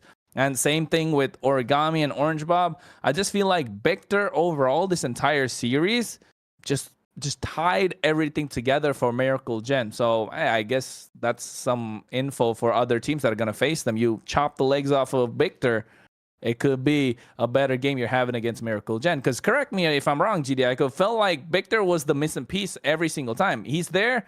Every single time he's there, they always win the fight. Yeah, I mean, that's what it was. I mean, and not only that, like it, man, every time the fight broke out, Nefaria would come in, Zadell would come in, and then not only that, Victor again on this Valair was crazy too, right? It was just, again, like you're saying, they were just stacking on top of each other. They, again, you have to micro combo spells and heroes, and that they excelled at that.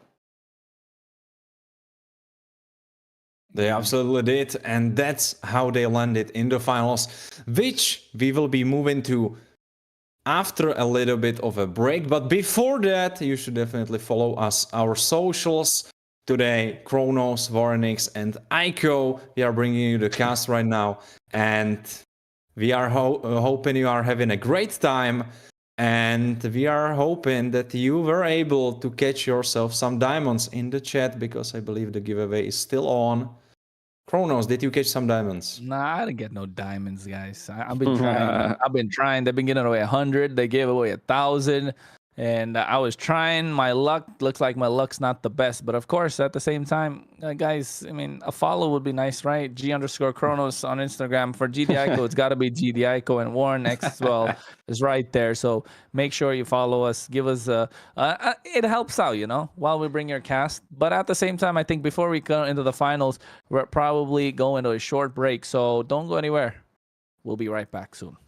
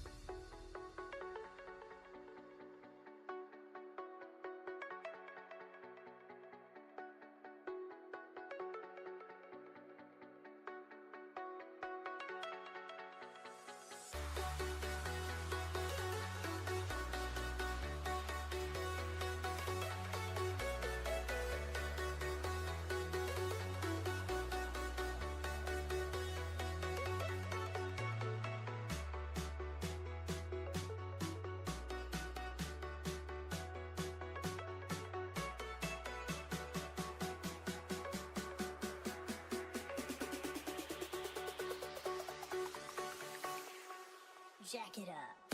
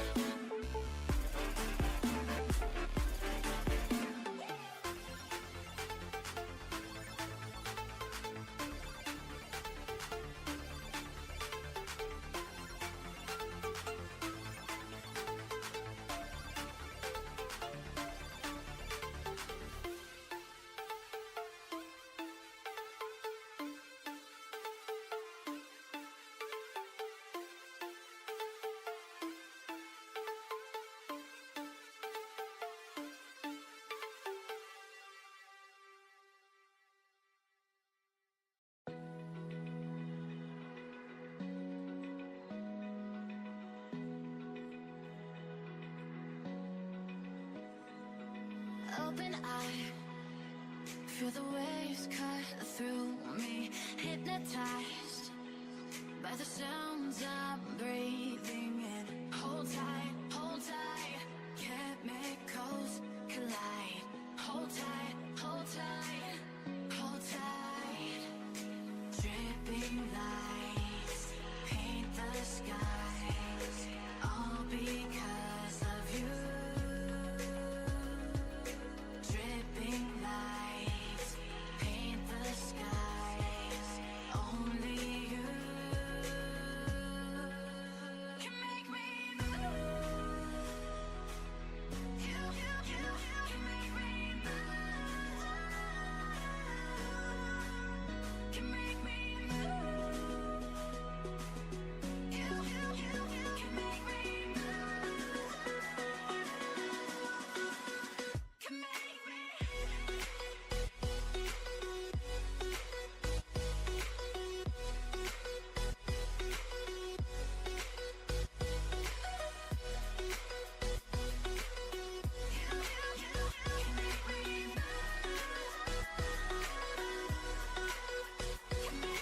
So alive, make it last forever. Stop in time, yeah, I'm surrendering. Hold tight, chemicals collide. Hold tight, hold tight, hold tight. Dripping lights paint the skies, all because of you. Dripping lights paint the skies, only you can make me move. You can make me move. Can make me move. Can make me move. You can make me move. Can make me.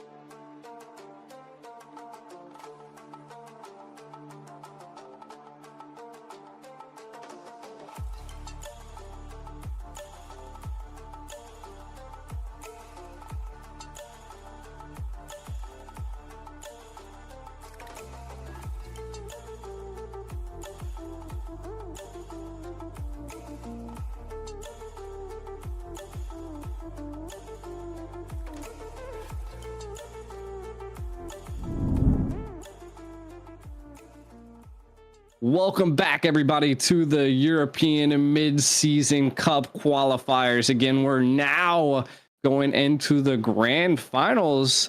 If I'm not mistaken here, we're going to be seeing Miracle Jin versus Special Cases. Kronos had to go do something real quick, so now you're going to have me and Warren on the desk. Hopefully you guys like it. Warren, how are you feeling about our grand finals that are coming up? I definitely feel that Special Cases will need a special case of gameplay against Miracle Generation, because what they pulled off was nothing short of a miracle themselves. Miracle Generation had a crazy run coming into those finals. They dominated their opponents and they were taking heads. And now they want to take the head of the finalists, Special Cases. Laito is a strong pickup for the side of Special Cases, where he will be now representing. We saw him before under different colors, under the colors of some other team. But now, here in the finals, he will be representing Special Cases. And now, with a Fanny ban answered with Lucas. Lucas ban answered with Fanny. Well, What do you expect from those teams? Do you have any idea how they will approach the draft? Well, it looks like each team is kind of filling each other out, right? The Lucas band, typical. Got the Kacha band, pretty typical. Fanny as well. So I'm seeing typical bands. I'm not seeing anything that is, you know, throwing like a yellow flag at us to be like, oh, that's weird, you know. Now, the Matilda band coming off of from Special Cases kind of looks like it's, you know, targeted at Miracle Gen. They watched some of the previous matches. They seen the Matilda just was crazy. I do also think that maybe a Selena ban or pick might come up here, Warren. But I don't know. What's your take on that? Selena could be definitely interesting, but I believe maybe for the red team or maybe for the blue after their first pickup, because right now there is hovering very strong contestant for the first pick, and that's someone who is the daughter of Bedang, so who is reading lore knows the answer, but I will cut it short for everyone else. Kalia, of course, could be a strong contestant. Yeah, Moskov getting banned. I think a decent ban from the side of Miracle Gen. I think they're trying to set something up, right? They're banning the Moskov. There's nothing really poking out at me just yet, but I do think that they're setting something up with that Moskov ban into their gold lane, right? So seeing how Special Cases, you know, responds to this is going to be interesting, because they're kind of waiting out this last ban, kind of, you know, feeling the water. Sometimes as teams are, you know, waiting, is because sometimes the players are just kind of just doing their own thing. Sometimes it's not even them making a plan, but most of the time it should be. So we'll see what the last ban is, and they ban a Kali. Kalia is off the board, so no strong contest for the blue side, but now they have to rethink it. I am honestly not sure what they should go for. Harriet is still open, but so is Granger, so you can still leave those both open and should go for something else entirely. And maybe Zuxin would be the right pickup. Strong mid laner always as priority. Something to maybe go for. Yeah, exactly. I mean, we'll have to see here. As the first pick is coming out, right? They could first pick the Selena. They could, the Bedang was kind of a crazy pick as well. There's quite a few open, but they gotta know the Kimmy. I didn't even think about the Kimmy. She kind of slipped through the cracks there. That's a huge pick here for Miracle Gen. And of course you can still flex her, you can either put her mid or you put her ADC, but answer is this red side Phoebus, and you have to, I don't know if you recall, but Phoebus on the red side, I think that's a signature draft of today. I think we saw it so many times, I believe from the 7 or 8 games that we have saw already being drafted, I believe that Phoebus was picked up in almost half of them at least, because Phoebus is so often on the board. But answer against this Phoebus with Hayabusa will be probably the so before mentioned Zuxin, and with locked in Bedang. Yeah, the Bedang locked in again. We've seen them pull off the Bedang pretty well, and then the Selena picked up by Victor again. Oh, dude. This is going to be wild for Miracle Gen, right? Like, does Special Cases have a special case or a special hero in their pocket that can counter Victor, right? I feel like that's the biggest thing that Miracle Gen has, is that their mid lane control, their synergy in the trio mid lane is just monstered, right? Like, you're going to have the speed of a Bedang and you're going to have the speed of a Selena. That's if even the Bedang goes roam or not. Now we are seeing Special Cases ban out that Ling, which now they're targeting the Zadel. They know Zadel is insane at the Ling. They took the Hayabusa, so that's 2 prio picks that Zadel would have utilized. And now he has to come up with something else. Warren, do you have any suggestions that they might want to pick up as a jungle on the side of Miracle Gen? Rocket Generation have, of course, the option for Suyo. Suyo has been shown to be pretty decent pick against Hayabusa. He can dodge out some of his damage in his with his dagger throw. Also, he is one of the heroes that has quite a lot of success getting onto Harit. But of course, Joy is still on the board. Well, if you get the Joy, though, you have so much magical damage, so that's something to think about. Of course, you can still fix it by locking in Granger or some other AD-based carry. It's true. It's true. I mean, last ban's coming out, probably going to ban another jungle. If I wouldn't, what you were saying, I think the Joy might get banned out right here, but they don't. They go with the Hanzo. What an interesting ban. I haven't seen Zadel play too much, but it kind of seems like that Hanzo was definitely personally targeted at him. Maybe that's his like third best hero. That's a wild ban. Again, from the side of Miracle Gen, they banned out the Lo Yi, which is also pretty crazy. You don't want to see that as well. They look like they're going to go for more of a team fight, heavy frontal comp. So again, maybe they do go with the Joy. I mean, do you like the Hanzo ban? I'm not really sure what to think about it. We saw Hanzo being picked up in the competitive scene right here under Search Europe. I'm not sure which qualifier it was, but it was at minimum 2 times, so it's something that I saw. But to ban him out, of course, he can work pretty well by going on to Harit. After Hanzo's rework, he finds quite a lot of success, mostly in ranked environment, not really so much in the competitive scene. But it looks like it's something that special cases know about and are worried about, so he will be going into the ban. But ooh, Fredrin, that's something I would like to see, because who else to catch those mobile carries like Hayabusa and Harit if not Fredrin? Yeah, and I was actually thinking maybe the Suyu comes in, and it does look like they're kind of hovering over that. I haven't seen a Paquito come out in a long time, but maybe, yep, so the Suyu actually gets picked up here again. And a Hilda! So Miracle Gen settling into pretty much their comfort zone here. I think we've seen this as Zach lineup go against the Rift, and now it's going against special cases, which is, this is going to be a huge match, right? Do they opt to go for the Zeus Jin though? As the big question here. It'd be good to get to counter that their team fight capabilities, and they do. So which side do you like, Warren? I mean, I'm a little bit worried for the side of special cases, because every bush you face check, there could be Victor waiting with traps all over the place trying to one-shot you. So this will be a pretty thrilling game for the side of special cases, because they always need to keep in mind to be face checking with their tanks, with the ones that can survive this crazy damage output that Victor can dish out. Exactly.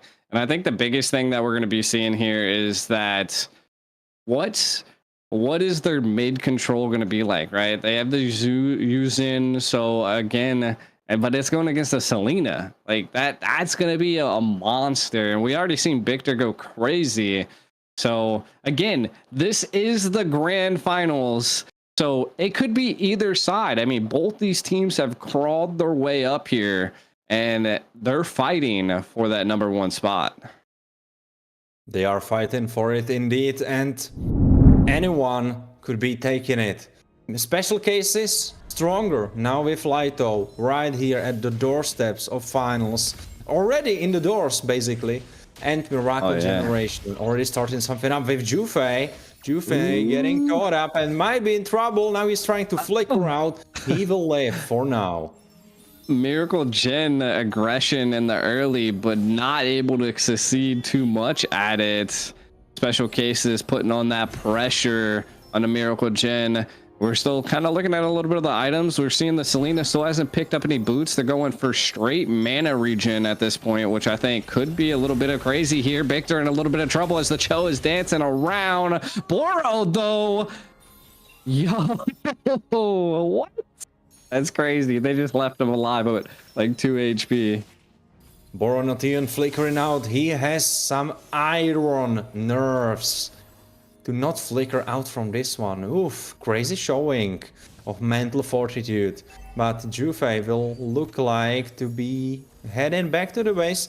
And Victor playing the Selena in the mid lane, so of course no priority for him, and Special Cases can use this mid lane priority to their advantage. As you see, Boro is already rotating in the bottom side, and it looks like he wants to play something against Zeus, but Zeus was nowhere to be seen, so Boro now back in middle. Yeah, and I mean, we can kind of see that both teams are kind of just keeping each other at bay. We got 9 seconds till the next turtle, which I believe is going to be a big fight. Abyssal Arrow does connect, but again, the regen is popped, so they're able to stay here. Looks like you is looking for a bit of a play here. We have a Wave of Dragon put into the wrong direction.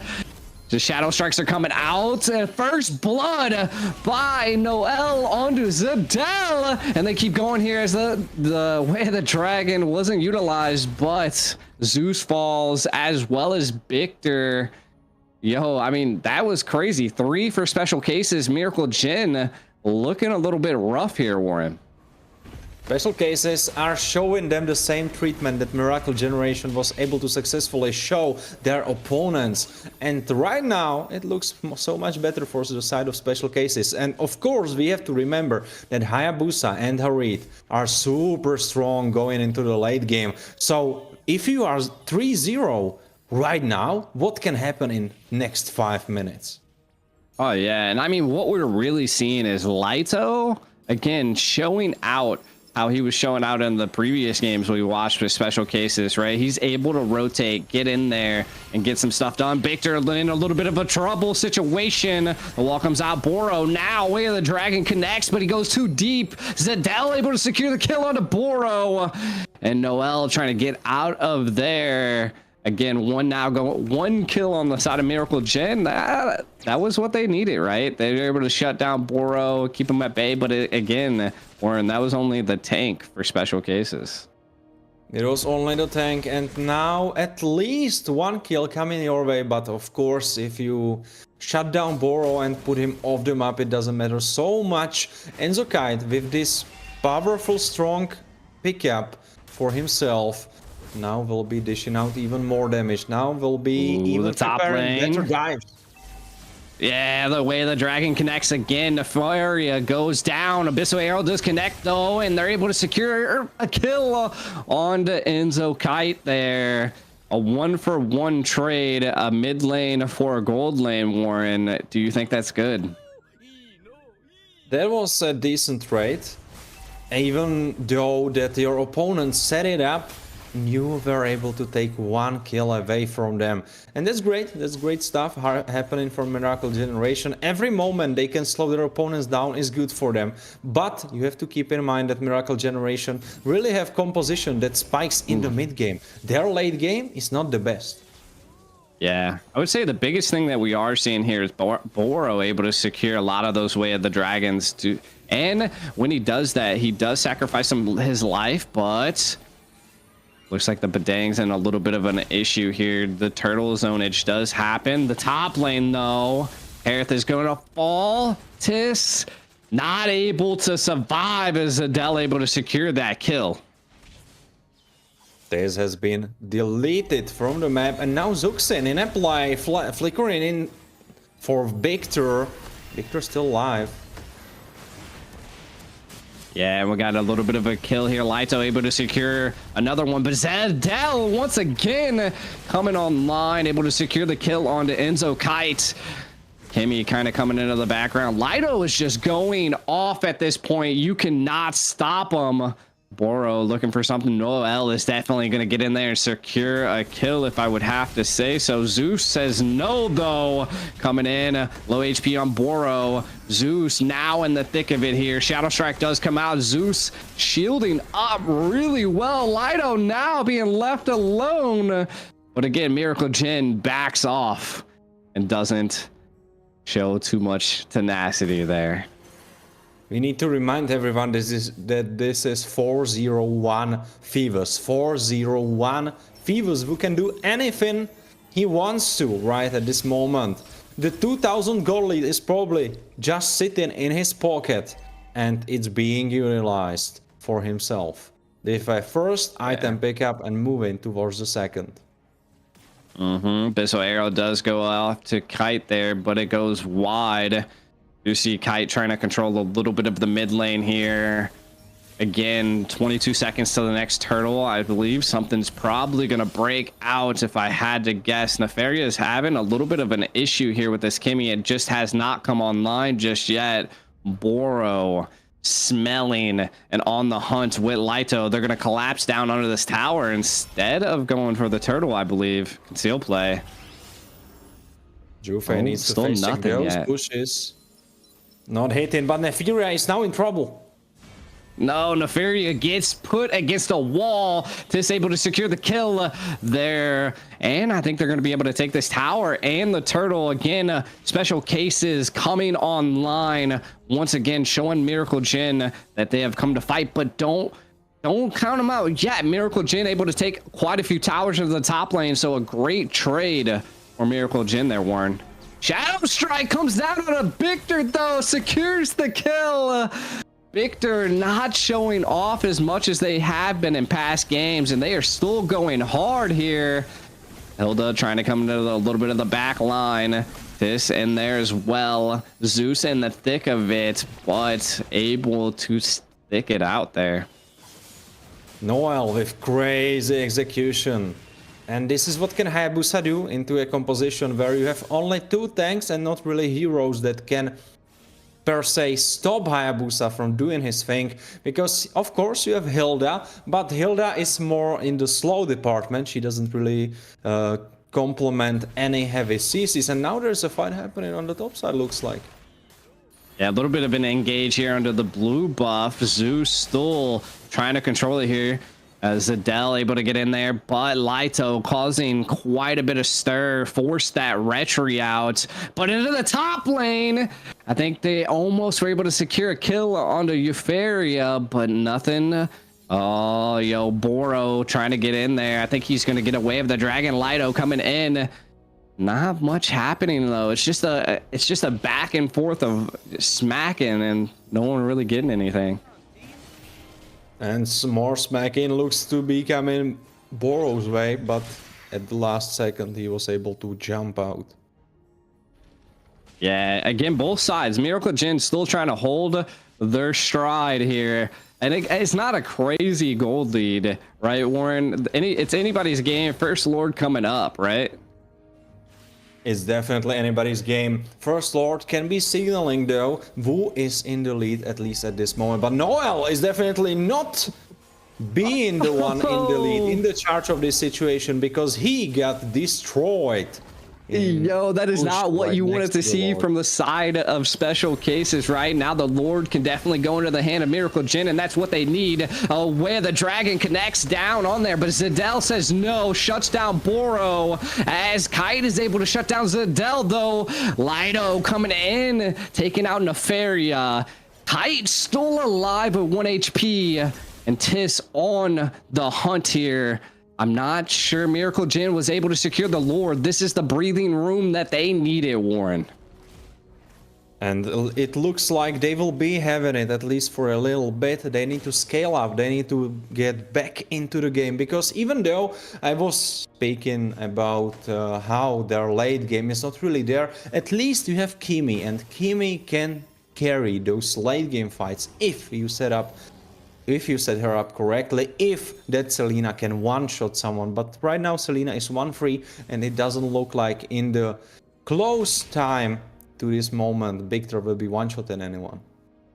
Yeah, and again, I think what really set the moment there for Miracle Jin, right, is that they were able to secure the kill onto Noel around the Lord, right? And special cases really has to keep a swivel on their head, right? They just can't go crazy like that. You lose your jungle around the Lord point, that's on you, and Miracle Jin took advantage of that.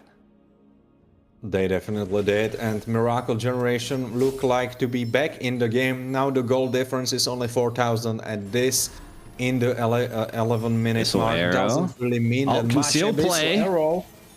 Yeah, concealed play comes in. Special Cases wants to bring it to a fight here. Miracle Jin in a little bit of a trouble here. But Dang does fall. Abyssal Arrows go. Miracle Jin, Special Cases able to secure a pick there. Again, Lord not until 74 seconds. So they're going to try to utilize this time to take a tower. I think they're going to engage once again when the minions clash down here. Lido trying to flank from the right. Zeus, Oro going at it again. Just a great clash right there to take a tower. Special Cases, Warren, is just showing the tenacity to be able to focus on objectives. Special Cases, just as we were speaking about how Miracle Generation is coming back into the game, that they are now equalized, that now it's playable for them. Special Cases then show us a great fight, great initiation, and now we are back to square one. Special Cases with a 6,000 gold lead, going towards the second lord of this game, who will be spawning in 25 seconds. Ooh. You really got to watch out for Boro on this, right? Like, again, in the very early stages, that Way of the Dragon was just a monster. They're looking for another pick, 13 seconds to the next Lord. And this is what I was saying. Noel died last time in the very beginning, and he's decent right now. He's doing a really good split play. Special Cases controlling quite a bit of the map, forcing the EXP of Miracle Jin to rotate. And that is what they want from this case scenario, right? They see the Hilda, they engage on the Lord, and now they're gonna bait it. And we're already seeing Kite control the Lord pit very well. Missile arrows are going in. You do see Miracle Jin. They want something here. They're trying, but they are being constantly forced back, and a little bit of a fight comes out after the Lord falls. Winter Trenchion coming out there. We do see Bedang low. Lito diving deep and thick into the side of Miracle Jin. A little Boro on the flank. He's able to get the Way of the Dragon onto Zadel. Secures the kill, but Nefaria is able to take out Boro. A good 1-for-1 trade here. Absolutely gorgeous 1-for-1 from Boro. He was able to snivel his way into the side of the opponents and kick through that flicker. Did great work against Zedel. Zedel is now off the board, and now they are pushing with this Lord. But unfortunately, the top tower isn't in sync. The top wave isn't in sync, and now we have to play the fight out in the mid lane. Yeah, and I mean, it looks like I don't know if they're going to want to full assault this, because we're already seeing Lito having to go back, but I think they're going to be a little bit happy as Noel is diving in and still poking Miracle Jin. They are still showing what they have here. Noel kind of taking a little bit of damage. I think what they're trying to get here is just as much as, and they just want to take all the inhibitors down here, Warren. It looked like, but they will be not able to do that just now. 100 seconds for the next Lord. And in the meantime, anything can happen. For example, a catch on Zeus. Yeah, Boro trying to get the Way of the Dragon off onto Zeus. A little bit of a thick guy. Kite able to secure the kill. Shadow Strike comes out. Immortality popped here by Yufei. Again, he's able to fall as well. 2 picks onto Miracle Jin. Special Cases looking to end it all at this point. Kimmy in a little bit of a stick in a hard spot, pressed against the wall. The pressure still on. Special Cases able to take out Zadel. The inhibitor is next on the chopping block, but they don't just want that. They want a couple kills. Does Miracle Jin hold out? They're holding it. Yeah. Kite falls. Kimmy's going crazy. Do we see a team wipe? Lido, the last stand for Special Cases. Triple kill by Victor with a wipeout to stay alive. Miracle Jin getting a little bit of breathing room here, Warren. Oh my god, this fight was something to look onto. Miracle Generation clutching it and truly doing a miracle by defending their base. It was so tricky because there was a minion close by, and now they are trying to push some gold for themselves. But there was a minion close by, close to their base, but he was just in the range, and they had to think about going for him, not going for him. Oh, it looks like they are trying to go for an end. Way of the Dragon. Of their own. Yo, Noel able to secure a kill onto Bedang. They're now going after Zeus. Zeus a little bit too far into the enemy's line. Special Cases now coming back hard, and we're already looking at Miracle Jin extending over a little bit too much, and now Boro's on the hunt. He smells Victor. Victor, though, I mean, a pretty sustainable Selena at this point. Lord, and now going to possibly fall on the hands of Special Cases. They should just end with it at this point. They already taken 2 picks here from Miracle Jin. Victor was trying to sneak that arrow in. If the arrow landed in the way that it was trying to land, just like 5 seconds later or 3 seconds later, then it would have maybe stolen the Lord. But unfortunately for Miracle Generation, another miracle wasn't in the fate. Now they will need to do second miracle though on their own, because they need to defend their base against a Lord push coming from the side of Special Cases with 3000 lead, which is right now pretty irrelevant, but with Noel on full items and Tiso pretty close to them. Yeah, Lito showing a little bit of thickness diving into Miracle Jin's line. But again, a decent amount of damage coming out onto Special Cases. Lord barreling down mid. Boro kind of stuck between a rock and a wall place here. Looking Noel to secure the kill of Victor. The base, the inhibitor is the target though, so for Special Cases, able to secure match 1 of Miracle Jin versus Special Cases. Crazy Warren here. That was a back and forth game. Could have been anybody's, but Special Cases came out on top. Special Cases came out on top indeed. And Miracle Generation were trying to clutch this one out, but unfortunately for them, the first map will be going to the side of their opponents. Well, what can be said for Miracle Generation? They tried to run it back, they tried to run back the composition that we have talked about before, fondly of, and it didn't work. They were trying to scale up, but they didn't have the time. The clock was ticking and Special Cases were going for their throat right from the beginning. Lito, crazy performance on that Phoebus. I think now choosing the side, they should either take the red side and take their own Phoebus, or just get him off the board completely, because this Phoebus was a force to be reckoned with. Tiso was able to freely scale up. Enzo, great priority. I loved the draft, the way the draft was executed from the side of Special Cases. They clearly knew their strengths, they clearly knew their weaknesses, and everyone on this roster was playing their side, their part perfectly. There wasn't really someone that you can pinpoint who was kind of ruining it for the rest of the team. Even Noel, that got caught a little bit in the beginning of the game, it didn't matter that much. It was something that could have been done, and you still get through with that win.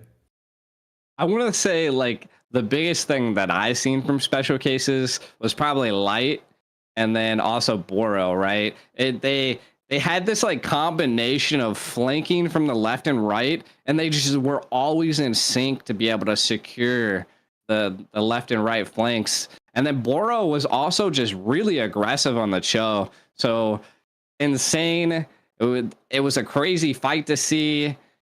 Both sides just not giving up, though.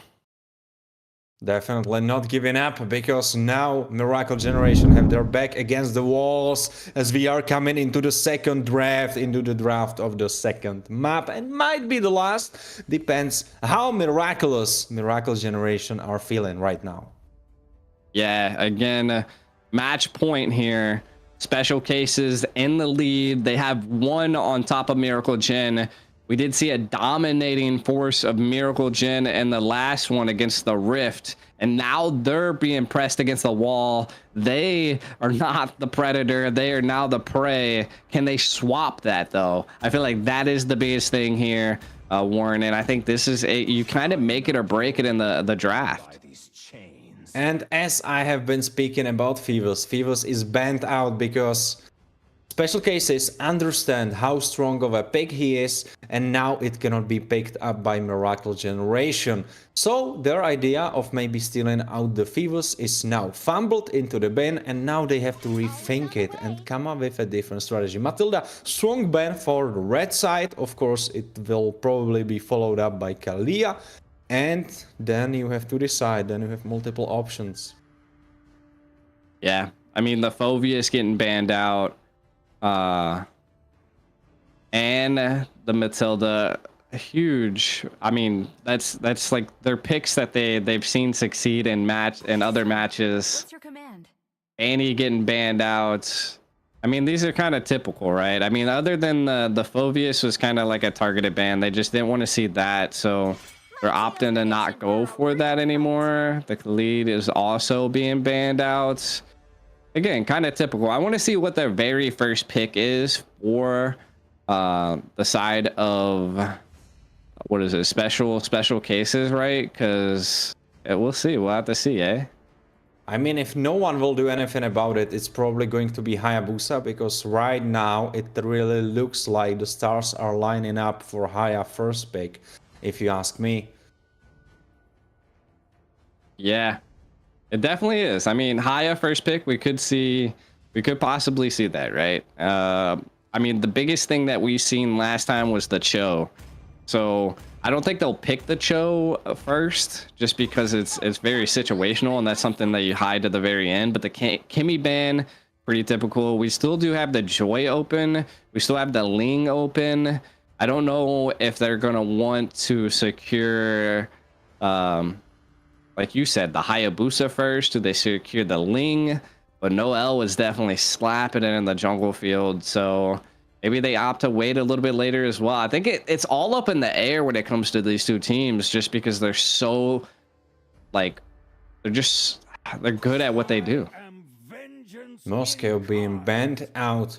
Now Granger and Harit, even though they don't have so much priority lately in the new state of the competitive, they could be still picked up, either of those, but probably in the later stages of the draft. And Haya is their first pick. Call me the fortune teller, or maybe I read it from a Chinese fortune cookie that I have from my leftovers from takeout. Well, anyways, Hayabusa is locked in, and now the question is, how will you approach that? Of course, you know that the jungler has been picked up, so other junglers are not so much as your priority. You can be maybe thinking about picking them later, before the second ban phase, or maybe even later after that, because you can still do a lot from this red side position. Oh yeah, and you can really tell that they're thinking about this at this point, right? They're gonna try to secure two heavy picks here. I like the Valentina and the Lucas, right? Like we've been constantly seeing the Lucas get banned out. I'm not quite sure if they're going to use it in the jungle or not, but we'll see. It could be, you know, a risk it for the biscuit type deal. We already saw Lucas jungle once, it worked pretty decent, so could be the option, or maybe the more typical way of playing Lucas in the XP lane. But the thing is that we saw Valentina and Lucas play together, and it didn't quite work out for the side that picked them up. I don't remember which team it was exactly, but you need these two picked together, but that creates a problem in itself, because you need to pair both of those up with a strong early game composition. And Zuxin is, for example, a hero that could be making that early game. We saw her played on Rome once, so there could have been something spicy maybe cooked up, but not anymore. Zuxin is off the board, so she will be always pushing you in, and Valentina will need to be paired up with maybe Cho or Bedang. Hey, there you go. I mean, the Bedang was definitely showing out in the last game.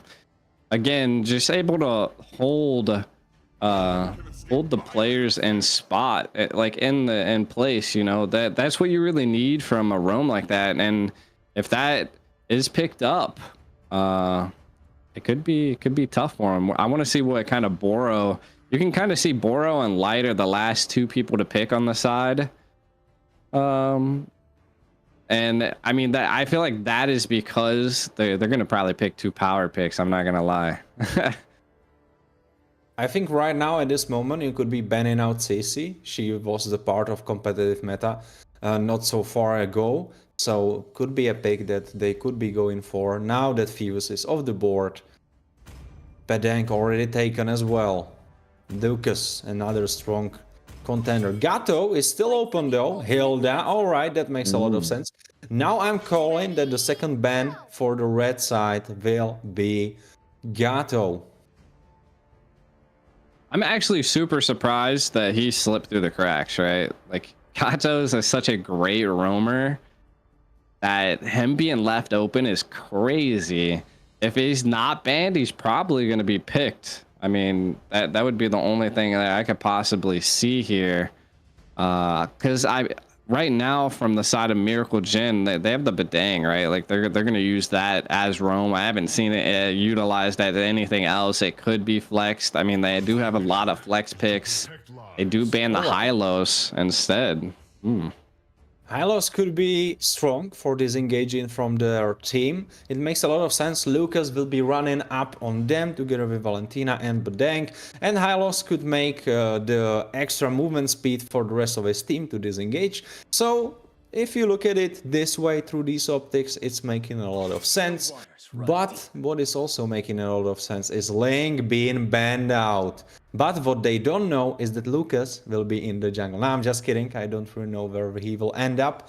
But it looks like an interesting character could be ending up on the side of Miracle Generation. Yeah, I mean, if they pick up the Cho or Miracle Gen, right? Like that, I mean, they could, again, like I said, they have so many flex picks that they could do whatever they want. But I don't think the Cho is what you want to go for here. Oh, Wan, yo, huh? Wan, honestly, through her ultimate, dodging out the Hayabusa's combo. I mean, now I kind of like it. I kind of like the draft. If I would be tipping right now, I am tipping for Miracle Generation. I feel like Boro is just going to pull out the Cho again, but maybe not. I mean, they could utilize something to lock down that Wan. There's the Gata. Again, a really good being able to knock up the Wan. They have a decent amount of control. And if they pick up the glue as well, I think that could be good. That could be a good pick here. They'll be thick, they'll be hard to kill, and they got decent control. You needed to pick up those two heavy tanks that can be engaging the fights for you. Masha, all right. What do you think about that pickup? Masha? Is that what I just seen? What? Yeah. Yo, okay, so they're just going with quickness at this point, right? I feel like Miracle Chin is just, I don't know if they're spazzing out or they're just throwing everything that they possibly can, or they just had a trick up their sleeve that we didn't even know about. Let's see, the Masha could be a good play to be able to harass the Hayabusa. I think that's the play here. I don't know how I like it. I think this is the first Masha for me, except in the ranked. So I'm quite curious what they have ready for this game. And of course, against with their backs against the wall, now is the time to bring up something that you were cooking up in the kitchen.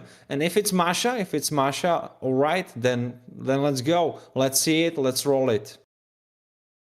Yeah, what did they pick up the Hilda last time? Was that because Zeus picked up the Masha? Yeah, we'll see. We'll see once we get into the game, but it kind of seems like that is their play style. They like to be quick. Yeah, Zeus picks up the Masha. Again, let's build up this here. Special Cases versus Miracle Gen into the grand finals here. BO3 Special Cases was able to secure last game. Warren, which draft do you like better? I must say, I liked the Miracle Generation composition, but now with Masha, I have kind of a sour taste on my tongue. So I don't know. I need to stay. I don't know. I must keep it to the. I don't know. I really cannot say now because the Masha pick just threw me so much off.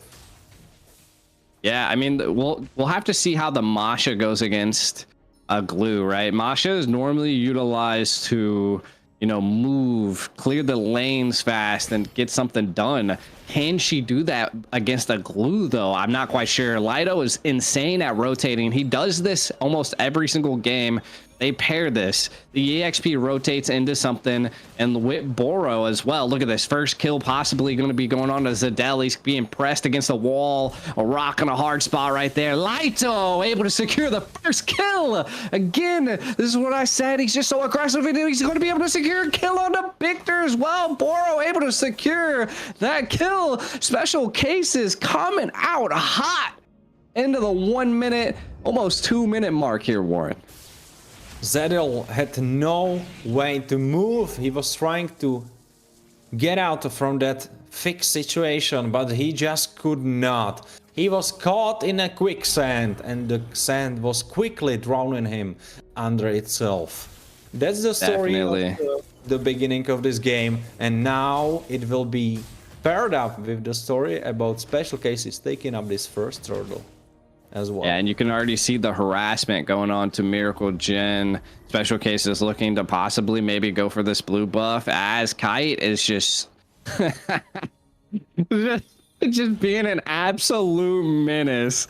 Like, yo, you cannot get this blue buff. I'm not letting you. They do have to ultimately go back to their lane. Boro does miss that onto Victor. Again, special cases able to secure the first turtle. What's a win condition here for Miracle Gen or special cases, Warren? I feel like for Miracle Generation is pretty obvious is that 1-1 in the late game. She should be just strong enough to 1v1 Harit, even a hero that is Harit, I believe so. For special cases, I feel like their spike is mostly around the mid game, even though with the Harit, of course, you have the late game, but now there's a fight happening on the top side. There is, again, Lido showing up at the top. Look at this. We do see Boro controlling Tis there. Tis able to secure the kill, and Noel able to secure a kill onto Victor as well.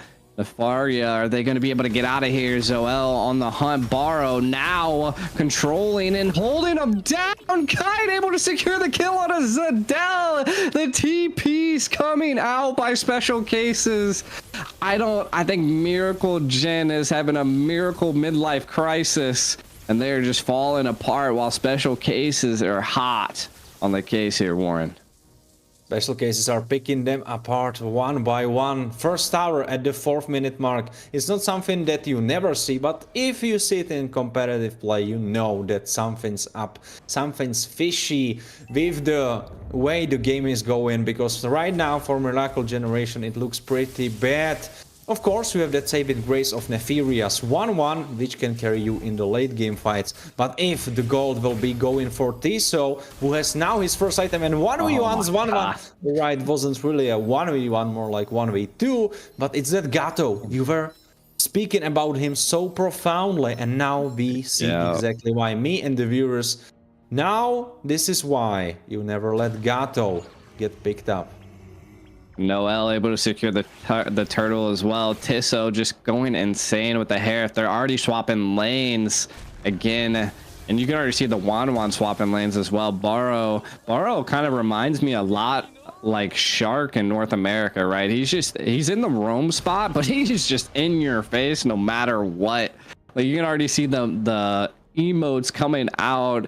Zadel's not even gonna try it, but again, Boro just has vision for special cases, and I think that's the issue here, right? Miracle Gen has to find out some way to stop it, but look at this. Nefaria gonna be stuck between a spot. Wan trying to get a crossbow, a Tang out, but not able to. Tiso able to secure the kill, as well as Victor gets pressed against the wall, and the whole team of Miracle Gen kind of falling apart here. The tower, Tiso able to secure another kill, and Boro does fall, but I think they're gonna be able to secure the kill here on the Bedang as well. Kite just going insane. Tiso, a rat to be messed with here, Warren. I would love to make up a comeback story from what we are seeing right now, but I don't see any angle in which Miracle Generation can come back from this. They have no saving grace for themselves, and it's already being pretty much in the favor of special cases. I think being in the favor is a weak way of wars. I think for the side of special cases, it's almost being won already at the 6th minute mark. What a great show of strength. What a total domination coming from the side of special cases. Yo, Lito is just a monster. Zadell stood no chance there. The Lucas is 0-4. You can already see the shadow strikes coming out onto Victor. Victor low HP. Zeus being aggressive, trying to go on to Tisso. Tisso able to jump over the walls and dips and dodges. Lito able to secure the kill onto Zeus. The greediness coming in. The Bedang is stuck. I think he's gonna be able to get out of there safely. The turtle is up. I think special cases again needs to not get overzealous here, Warren. I mean, even though it's 12-1, I don't want to count Miracle out. I mean, there is still the saving grace in the form of Netheria. I know she is 0-2, but it's still 1-1. It's still 1-1 that can be pretty deadly in the late game. Yuffie can find some crazy play with a Bedang engage. That's still in the cards. Yeah, we're seeing a little bit of craziness happening on the backline. Zeus into the thick of special cases. Can he keep him at bay? Tisso coming from the left flank. Light, though, able to pull back. Zeus secures the kill onto Zeus as they want more. The next chopping block is this tower and maybe possibly a Wan. I still haven't seen one crossbow Tang be achieved just yet here for Miracle Jin. Again, this is just a snowball happening. I'm not sure what Miracle can do. They're gonna Zeus. No, that was Zadell diving into the back line, trying to use the Naruto skin to get in there. But again, Lito, if he gets locked onto you, it's over. Tesso goes down. So does Nefaria. Again, 2 fall on the side of Miracle Jin. 16-1. My God, who can shut down special cases? Well, maybe Juve, because if you look closely at this last fight, Juve was able to hold 3 members of the opposing team at one spot. And if there was a follow-up from the rest of the team, if Lucas wasn't so low, I think there could have been something happening. I think there could have been maybe a turn happening for the side of Miracle Generation. Because if not Miracle Generation, who else can turn this game around? Yeah, Shadow Strike coming down. Miracle Jin, and it hurts a little bit, but no. 1 HP. A little bit of a knock up onto Zadell, though. He falls, and Zeus falls. We're looking at quite a bit of control here. The Lantern comes out, able to secure a triple kill. Kite is on fire. Is Victor, the sole survivor of Miracle Jin. Can he keep special cases at bay? They're steamrolling the base here into the Shadow Strike, able to come out and secures the kill on a Victor. Special cases takes down Miracle Jin and takes the grand finals. My God. Warren, this was absolutely wild. I don't understand. What a snowball, as you say. This was quite something. Miracle Generation had a breath inside of their lungs in the first game, but now after they got slammed down, as I was saying, they got the breath taken away from them because they felt flat on their backs. I believe they didn't catch it. I think they weren't able to catch their breath. I think they were just off. They were off completely this whole game. I don't believe it was the fault of the draft. I believe it just fell apart. I believe that all the strength that Miracle Generation had just disappeared for this game. I don't know if it was mentally draining, the first map, where they were able to play it out against their opponents, and it was quite even until the whole end. It was still possible to come back from it, but now special cases, this was truly something special. Yeah, to be honest, I think there's Miracle Jin at some point they just were panicking. I'm not quite sure if they just gave up midway through or what was happening, but Zadell was having a rough time on this Lucas. It was crazy. I mean, look at the team fight participation. It was only between Zadell and Yuffie, so again, a rough time for Miracle, but special cases, they were hot. Like, they came ready. They were feeling good. They were warmed up, and they just took it to Miracle Jin. I thought the Wan was a wild pick, as well as you were saying earlier, the last pick being a Masha was a little bit of a crazy. I feel like they were just, like I said, risking it for the biscuit. They just threw anything that they possibly could at special cases. And I was hoping to see like a rabbit out of the hat, but we didn't see that here. Unfortunately, it was more like a rotten cucumber, unfortunately, for the side of Miracle Generation. Well, they weren't able to miracle their way out of this one, but still they end at the second place, so congratulations to them.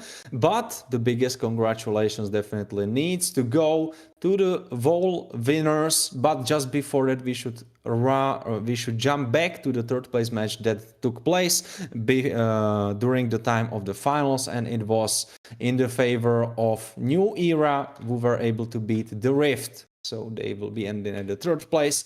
And then we go back up to Miracle Generation, second place. Congratulations to them.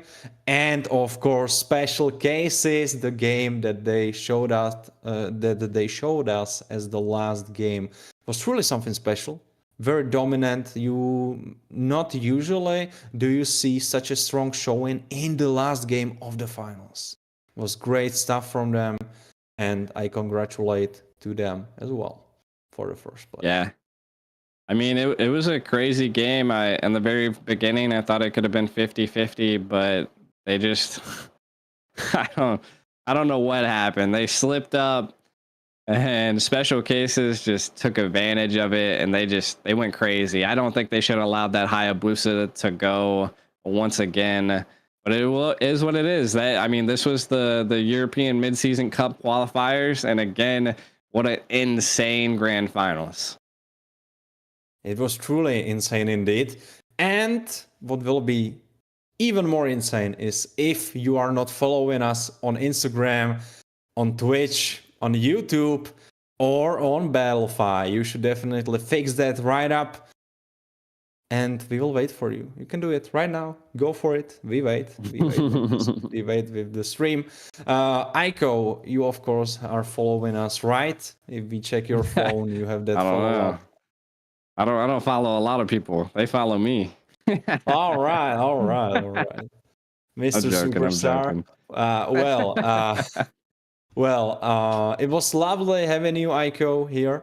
And it's also lovely that we have Search Europe to thank for today's tournament, today's event. And you can see on the socials and on the Discord server which other events will be happening.